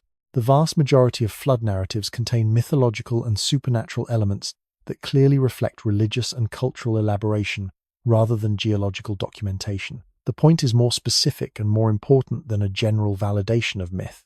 The point is that oral tradition, under the right conditions of cultural continuity and community stability, is capable of preserving genuine empirical information across timescales that should, by every assumption of modern information theory, have degraded that information into noise long ago. What remains unexplained is the mechanism. How does a community transmit accurate geographical information across 300 or 400 generations without a single written record?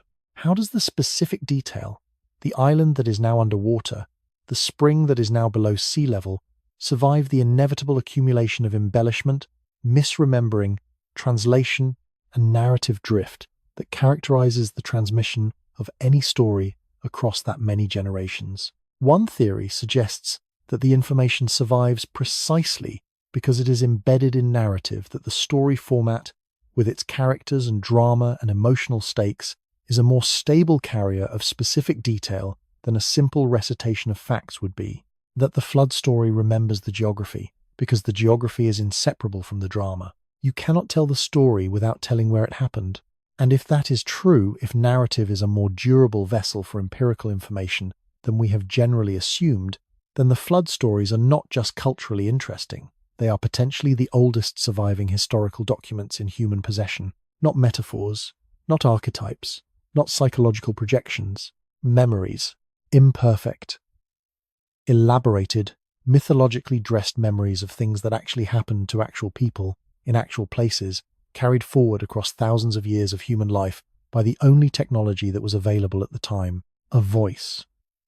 Passing a story to another voice, in the dark, around a fire, while the water, somewhere in the distance, was still rising. Everything we have examined so far in this documentary has involved loss without a deliberate hand behind it.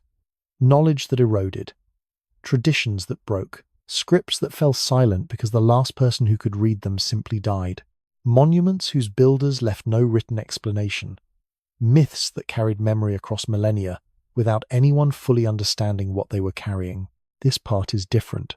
This part is about erasure with intent, about people who looked at the historical record, identified specific individuals within it, and made a systematic, organized, resourced decision to remove them, to chisel their names from stone, to smash their statues, to excise them from the official lists of kings, to proceed as though they had never existed.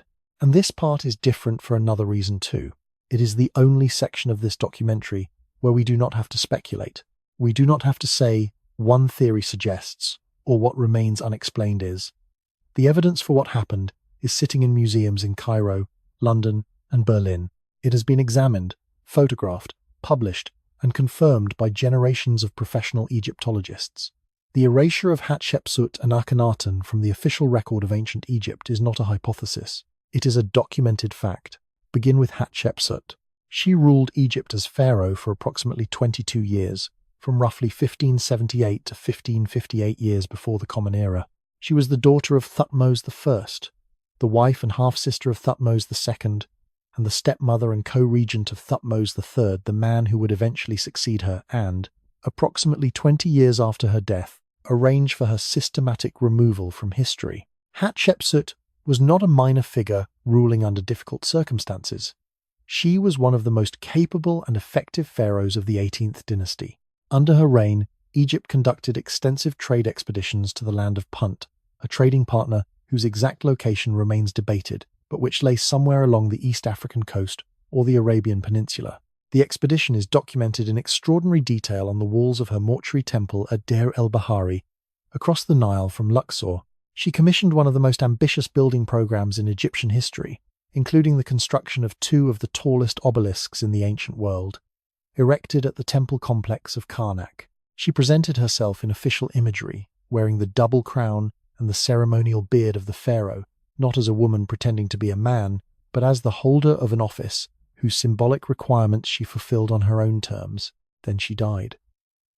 And, roughly 20 years later, someone began erasing her. The erasure was thorough and methodical. Her image was chiseled from temple walls not randomly, but selectively and consistently, wherever it appeared in official contexts. Her statues were smashed and buried in a pit near Deir el-Bahari. Her name was removed from the official king lists that Egyptian scribes maintained as the continuous record of legitimate succession. In the formal historical memory of Egypt, the reign of Hatshepsut was simply removed, and the years of her rule were attributed to Thutmose III, as though the gap had never existed. James Henry Breasted, the American Egyptologist who is sometimes called the father of American Egyptology, identified Hatshepsut in the 19th century from fragmentary surviving references that the erasure had missed. The physical confirmation of her reign came in the 1920s, when Herbert Winlock of the Metropolitan Museum of Art in New York excavated the pit near Deir el-Bahari, where her smashed statues had been deposited. The fragments, reassembled over decades of painstaking work, now form one of the most significant collections in the Metropolitan Museum's Egyptian holdings. Why did Thutmose III erase her? The honest answer is that we do not know with certainty. The erasure began approximately 20 years after her death, which argues against a simple explanation of personal animosity or political urgency. If Thutmose had wanted to erase her for political reasons, the time to do it was immediately after her death, not 2 decades later. One theory suggests the erasure was dynastic rather than personal, that Thutmose, near the end of his own reign, was concerned with establishing the clearest possible line of succession for his son, and that a female pharaoh in the official record complicated the legitimacy of male inheritance in ways he wanted to eliminate. Another theory suggests the erasure was ideological, that the image of a female pharaoh was considered theologically problematic in ways that only became pressing at a particular moment in Egyptian religious thought. Archaeologists have noted that whatever the motivation, the erasure failed. The physical record survived in fragments, in buried pits, in the traces that chisel marks leave around the absences they create. You can stand in the temple at Karnak today and see exactly where Hatshepsut's image was removed, the ghostly outline of a figure that is no longer there but that the surrounding stone remembers perfectly. Now, Akhenaten. He ruled Egypt from approximately 1353 to 1336 years before the Common Era, roughly a century after Hatshepsut. His given name was Amenhotep IV, and in the 5th year of his reign he changed it to Akhenaten, meaning something close to effective spirit of the Aten, and initiated one of the most radical transformations in the religious history of the ancient world. Akhenaten abolished the traditional Egyptian pantheon. He closed the temples of the gods, redirected their vast institutional resources, and declared that there was one god, the Aten, the physical disk of the sun, and that he, Akhenaten, was the sole intermediary between that god and humanity. He built an entirely new capital city at a site in Middle Egypt now known as Amarna, laid out from scratch on previously unoccupied ground, dedicated entirely to the new religious order. He moved the court, the administration, and the artistic traditions of Egypt to this new city, and spent his reign constructing what amounted to an entirely new civilization on top of the existing one. Then he died. And what followed was the systematic dismantling of everything he had built. His successors, including the short-lived Smenkhkare, then the young Tutankhamun, and most thoroughly the general Horemheb, who eventually seized the throne, demolished Akhenaten's temples, dismantled his new capital at Amarna, reused his building stones as fill material inside their own construction projects, and removed his name from the official king lists. He was referred to, in the documents of his successors that survived, not by name but as the criminal of Amarna, a designation that acknowledged his existence only in the act of condemning it. The Amarna letters saved him from complete obscurity. These are approximately 380 clay tablets, discovered by a local woman digging in the soil at Tel El Amarna in 1887, that turned out to be the diplomatic correspondence of the Egyptian court during Akhenaten's reign letters to and from the rulers of Babylon, Assyria, the Hittite kingdom, and the city-states of Canaan, written in Akkadian, the diplomatic lingua franca of the ancient Near East. They confirmed independently the existence of Akhenaten's reign, its international context, and the political realities of his period. The tablets are now held primarily at the British Museum in London and the Egyptisches Museum in Berlin. What the Amarna letters reveal, among other things, is the disarray into which Egyptian foreign policy fell during Akhenaten's reign correspondence, from client states requesting military assistance that went unanswered, alliances that frayed, territories that were lost, while the pharaoh concentrated on his religious revolution at home. His successors had real political grievances against his legacy, not merely theological ones. The erasure of Akhenaten, unlike the erasure of Hatshepsut, was ideologically comprehensible. He had dismantled a religious system that employed thousands of priests, maintained vast temple estates, and organized much of Egyptian economic and social life. His successors were restoring something, returning Egypt to a tradition that Akhenaten had genuinely broken. The erasure was, from their perspective, not the destruction of legitimate history, but the correction of an aberration. That does not make it less of an erasure.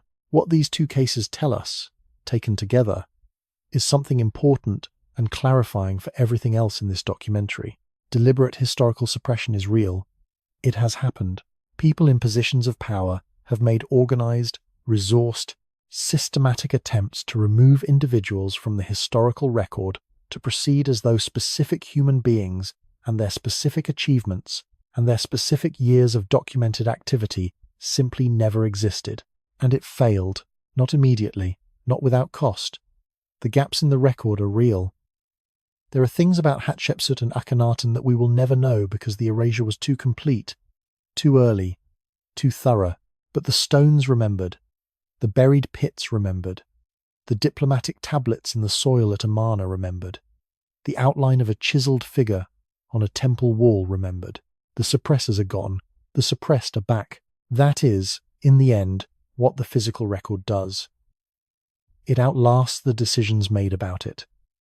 It survives the people who tried to edit it. It waits, buried and silent and undisturbed, and it answers. Everything we have covered so far has the comfortable distance of antiquity. Göbekli Tepe is 11,000 years old. The Library of Alexandria burned across 4 centuries of late antiquity. Hatshepsut's statues were buried in a pit 3,500 years ago. Even the Voynich manuscript is 600 years old. These are not recent controversies. They are settled into the archaeology, written into the textbooks, assigned to university courses. The debate around them has the measured quality of scholarship that has had time to mature. What we are going to talk about now is different. These are the discoveries and the debates that are happening right now. Sites currently under excavation, dating claims published within the last decade that remain actively disputed, findings that have not yet resolved into consensus that are, at this moment, being argued over in academic journals and conference rooms and the comment sections of peer-reviewed publications. The history of the ancient world is not a closed book. It is being rewritten in real time by researchers working in the field right now with tools that did not exist 20 years ago, and some of what they are finding does not fit the model. Start in West Java, Indonesia. Gunung Padang is a terraced megalithic site located in the Cianjur Regency of West Java, roughly 100 kilometers south of Jakarta. It has been known to local communities for generations and was documented by Dutch colonial officials in 1914. The upper terraces, visible at the surface, have long been recognized as a significant archaeological site. A series of stepped platforms constructed from columnar basalt, the largest megalithic structure in Southeast Asia, dated by conventional analysis to somewhere between 1500 and 2500 years before the Common Era. Then Danny Hillman Natawijaya entered the picture.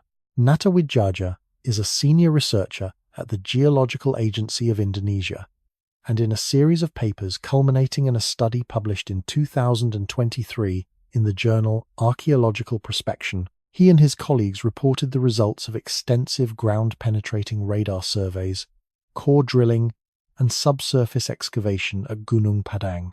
Their findings propose that beneath the visible surface terraces, the hill contains multiple buried layers of construction, and that the deepest of those layers, based on carbon dating of organic material recovered from the core samples, may date to somewhere between 16,000 and 27,000 years before the Common Era. If those dates are correct, Gunung Padang would be the oldest known constructed structure on Earth by a margin of several thousand years. It would predate Göbekli Tepe. It would place organized construction activity in Southeast Asia at a point during the last glacial maximum when much of the world's coastal land was still above water and the geography of the region looked entirely different from what it does today. The mainstream archaeological response has been pointed and largely skeptical. Researchers, including Flint Dibble at Cardiff University and a group of archaeologists who published a formal response in the same journal, argued that the dating methodology used by Natawijaya's team was fundamentally flawed, that carbon dating organic material from geological sediment layers does not reliably establish when those layers were constructed, because natural geological processes can deposit organic material in sediment independently of any human activity. Soil carbon, they argued, is not the same as construction carbon. The deep layers at Gunung Padang, the critics contend, are more likely natural geological formations than buried architecture. Natawijaya's team has responded to these criticisms. The debate is ongoing and unresolved. What remains unexplained is what the subsurface actually contains. Core samples have recovered what appear to be worked stones at depth. Whether those worked stones represent ancient human construction or natural columnar basalt formations that were later incorporated into the visible upper structure is the question that the current evidence cannot definitively answer. Further excavation is needed. That excavation is politically and logistically complicated. The honest position is this: the extraordinary claim 27,000-year-old construction requires extraordinary evidence, and that evidence has not yet been produced to the satisfaction of the field. But the site is real, the subsurface anomalies are real, and the question is genuinely open. Move now to southeastern Turkey, roughly 23 miles east of Göbekli Tepe. Karahan Tepe is not a new discovery. It was identified by archaeologists in 1997, but serious excavation only began in 2019, under the direction of Necmi Karul of Istanbul University, supported by the Turkish Ministry of Culture and Tourism. What has emerged from those excavations in the last 5 years has surprised even researchers who were familiar with the region. Like Göbekli Tepe, Karahan Tepe features T-shaped limestone pillars. Like Göbekli Tepe, it dates to the pre-pottery Neolithic period, roughly 11,000 to 10,000 years before the Common Era. But Karahan Tepe has elements that Göbekli Tepe does not. A chamber containing a carved human head emerging directly from the bedrock floor. Phallic pillars arranged in patterns that suggest a different ritual vocabulary from the animal-dominated iconography of Göbekli Tepe. Evidence of what may be a more permanent human presence at the site. Archaeologists have noted that Karahan Tepe and Göbekli Tepe together suggest not two isolated sites but a regional culture, a network of communities across the Taş Tepeler, or Stone Hills region of southeastern Turkey, that shared architectural traditions, symbolic vocabularies, and organizational capabilities across a landscape covering hundreds of square kilometers. The full extent of that network is still being mapped. New sites in the same region continue to be identified. The picture of what was happening in southeastern Turkey 11,000 years ago is expanding with each new field season, and it is consistently more complex than the previous season's model predicted. Now to Louisiana. Poverty Point is a complex of earthworks located in northeastern Louisiana, near the town of Epes, designated a UNESCO World Heritage Site in 2014. It was built by a hunter-gatherer culture roughly 3,400 years ago, a fact that already complicates the standard model, since the scale and organization of the earthworks suggests a level of labor coordination not typically associated with non-agricultural societies. The main ridges and mounds at Poverty Point have been known and studied since the 1950s. What has changed recently is the application of airborne LiDAR light detection and ranging, a remote sensing technology that uses laser pulses to generate precise three-dimensional maps of ground surface topography, even through vegetation cover. LiDAR surveys at Poverty Point conducted in the last decade have revealed additional earthwork features not visible at ground level or through conventional aerial photography. Subtle ridges, platforms, and linear features that expand the known extent of the site and suggest a level of landscape modification more extensive than previously understood. The analysis is ongoing. The LiDAR revolution deserves its own moment of attention here, because it is arguably the single most significant methodological development in field archaeology in the last 20 years. Since 2018, LiDAR surveys over jungle-covered regions of Central America and Southeast Asia have produced findings that have repeatedly and dramatically revised upward estimates of the scale and complexity of ancient urban systems. Arlen Chase at the University of Nevada, Las Vegas, and his colleagues used LiDAR over the Maya site of Caracol in Belize and revealed an urban landscape of causeways, agricultural terracing, and residential platforms covering an area far larger than ground survey had suggested. Similar surveys over the Guatemalan jungle have revealed previously unknown Maya cities and interconnected road networks spanning hundreds of kilometers. In Cambodia, LiDAR surveys around Angkor have revealed a medieval urban landscape extending far beyond the known temple complexes, one of the largest pre-industrial urban areas ever identified anywhere in the world. The consistent pattern across all of these LiDAR discoveries is the same. The ancient world was larger, more densely inhabited, more thoroughly organized, and more infrastructurally sophisticated than ground-level archaeology had been able to show. Not because anyone was hiding this, because the jungle grew over it, because the geography concealed it, because we did not have the tools to see it until now. And that pattern carries a quiet but significant implication. Every estimate we have made about the population, the complexity, and the organizational capacity of ancient societies has been based on the portion of those societies that survived, was exposed, and was legible to the XIO to the tools available at the time of study. LiDAR is showing us repeatedly that the surviving and exposed portion is a fraction, sometimes a small fraction, of what actually existed. One theory suggests that we are currently living through the most significant revision of the ancient world's demographic and organizational history since systematic archaeology began in the 19th century. That the combination of LiDAR, ground-penetrating radar, satellite multispectral imaging, environmental DNA analysis, and isotopic dating techniques is producing a picture of the human past that is categorically more complex than anything the previous 2 centuries of scholarship were equipped to see. That revision is not finished. It has barely begun. Before we move to the final act, drop a comment and tell us which of these ongoing discoveries you are most drawn to follow. Whether it is the contested depths of Gunung Padang, the expanding network of sites across the Tash Tepela, or the LiDAR maps still being processed from jungle canopy somewhere over Central America. The story is live, it is unresolved, and new chapters are being written right now by researchers in the field. The silence of the ancient world is not absolute. It is being broken, slowly and carefully, and with increasing precision, by people with lasers pointed at the ground and questions pointed at everything the ground has been quietly holding. The answers are coming. Not all at once, not cleanly, not without controversy, but they are coming. We started with a map on a piece of gazelle skin, signed, dated, sitting in a museum in Istanbul where it has been sitting for 500 years. A document whose existence is not in dispute and whose southern coastline has never been fully explained. We started there because the Piri Reis map does something that the best questions always do. It does not tell you what to think. It simply sits there, specific and measurable and unresolved, and asks you to hold the uncertainty honestly.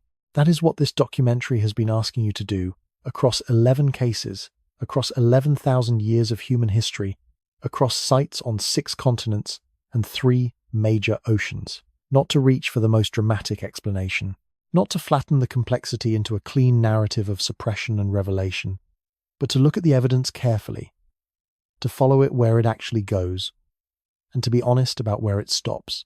Now we are at the end. And the end requires a kind of accounting, not a grand unified theory. The evidence does not support one, but a taxonomy, a clear-eyed sorting of what we have actually seen across these 12 parts, separated into the categories that the evidence itself suggests, rather than the categories that make the most satisfying story. The first category is deliberate suppression. This is the rarest category, and it is important to be precise about how rare it is. Of everything we have examined, only 2 cases belong here with confidence. Hatshepsut and Akhenaten, 2 Egyptian pharaohs, whose names were systematically chiseled from stone walls, whose statues were smashed and buried, whose years of rule were removed from the official king lists by successors who had the resources, the motivation, and the organized intention to rewrite the record. These cases are documented. They are confirmed. They are the standard against which every other claim of ancient suppression should be measured, and they both failed. The physical record outlasted the people who tried to edit it. The second category is institutional neglect. The Library of Alexandria belongs here. Not a single catastrophic fire, not a coordinated act of ideological erasure, but 4 centuries of declining political will to maintain an institution that required sustained resources and sustained commitment to justify its existence. The knowledge held in that library was not hidden. It was simply not considered worth the ongoing cost of keeping. That is a different kind of loss, quieter, more distributed, more ordinary, and in many ways more instructive, because it describes a failure mode that does not require a villain. It requires only indifference. The third category is the fragility of practice. Sacsayhuaman belongs here. The Inca stone-fitting tradition that produced those walls, the accumulated, embodied, generationally transmitted knowledge of master craftsmen, died not because anyone suppressed it, but because the social and political structure that sustained it collapsed. When the empire ended, the tradition ended with it. Because the tradition had no existence outside of living people and the relationships between them. This category of loss is perhaps the most common and the least dramatic. It is the loss of everything that was never written down, never institutionalized, never made durable enough to survive the inevitable discontinuities of human history. The fourth category is the bias of preservation. The Antikythera mechanism represents this most clearly. Bronze objects do not survive without extraordinary luck. Organic materials decay, wooden structures rot, textile traditions leave no trace. The entire archaeological record of the ancient world is systematically skewed towards stone, toward fired clay, toward buried metal, toward the things that happen to be durable, rather than toward the things that were most important to the people who made them. Everything we know about ancient civilizations is a portrait painted from the survivors, and the survivors are not a representative sample. When you separate the 12 cases in this documentary into these 4 categories, something clarifying happens. The conspiracy, the organized, coordinated, sustained suppression of ancient knowledge by a single powerful force operating across centuries and civilizations is not what the evidence shows. The evidence shows something more fragmented than that, more human, more familiar. Decisions made by individuals and institutions for specific local reasons in specific historical moments. Fires that spread further than intended. Empires that collapsed before their knowledge could be archived. Traditions that died because the last practitioner died without a student. Libraries that declined because no one in power thought the scrolls were worth the budget. None of that requires a hidden hand. But here is what the evidence does show. And it is worth stating clearly. The standard model of ancient history, the one built across the 19th and 20th centuries from the evidence available at the time, systematically underestimated the depth, the complexity, and the geographical breadth of human organizational capacity in the ancient and pre-ancient world. Not because the scholars who built that model were careless or dishonest, because they could only see what the available tools and the exposed evidence allowed them to see. Göbekli Tepe was there the entire time. Çatalhöyük was there the entire time. The urban networks now visible under Central American jungle canopy through LiDAR were there the entire time. The Aboriginal Australian oral traditions encoding accurate geographical memory from 10,000 years ago were there the entire time in the spoken language of communities that had never stopped speaking. We were not ready to see them. Or we had not yet developed the tools to look properly. Or we were looking with a framework that predicted something different and therefore did not recognize what was in front of us. That is not suppression. But it is a kind of blindness. And the correction of that blindness, the ongoing, incomplete, frequently contested revision of the ancient world that is currently underway, is one of the most significant intellectual projects of our time. This matters beyond archaeology. It matters because of what it tells us about the relationship between absence and non-existence. The absence of evidence is not evidence of absence. It is a statement about the limits of the tools and the frameworks and the attention that have so far been brought to bear on the question. Every time LiDAR reveals a city under a jungle that ground survey had missed for a century, every time a CT scanner reveals gear teeth in a corroded bronze lump that had sat in a museum drawer for decades, every time a linguist identifies geographical memory in an oral tradition that scholars had previously classified as pure mythology, what is being demonstrated is not the discovery of something new. What is being demonstrated is the recovery of something that was always there, waiting, beneath the surface, patient in the way that buried things are patient, which is to say completely, without urgency, without awareness of the time passing above them. The Piri Reis map is still in Istanbul. The southern coastline is still there, faded and specific and unresolved. The source maps that Piri Reis claimed to have used, the 20 documents he referenced that would tell us where the southern landmass actually came from, have never been found. They may not exist. They may be waiting in an archive somewhere that has not been properly catalogued. They may have been lost in one of the 400 ordinary ways that documents are lost across 5 centuries. We do not know. That is the honest answer. We genuinely, carefully, after all of this, do not know. And that not knowing is not a failure. It is the correct response to the actual state of the evidence. It is the position that keeps the question open, that refuses to close the file before the file is actually complete. One theory suggests that the most significant discoveries about the ancient world are still ahead of us. That the combination of new remote sensing technologies, environmental DNA analysis, improved dating techniques, and the systematic application of computational tools to existing collections will produce, across the next several decades, a picture of human prehistory that is as different from the current model as the current model is from what was believed in 1950. The evidence, so far, agrees. Every decade produces something that the previous decade's model did not predict. Every new tool reveals something that the previous tool could not see. Every revision opens more questions than it closes. That is not a reason for anxiety. It is a reason for attention. The ancient world is not finished speaking. We are simply, slowly, getting better at listening. And somewhere beneath a hill, beneath a jungle, Beneath a mile of Antarctic ice, beneath the floor of a sea that was once a freshwater lake, something is still waiting. Buried, silent, undisturbed. Exactly where it was left. Waiting for the right question, and the right moment, and someone willing to look. If this journey through the buried and the forgotten has stayed with you, if one of these 12 cases has lodged itself somewhere quiet in your mind and refused to leave, that is exactly where it belongs. These questions are not meant to be resolved quickly. They are meant to be carried. Slowly, carefully. Thank you for being here. For all 12 parts.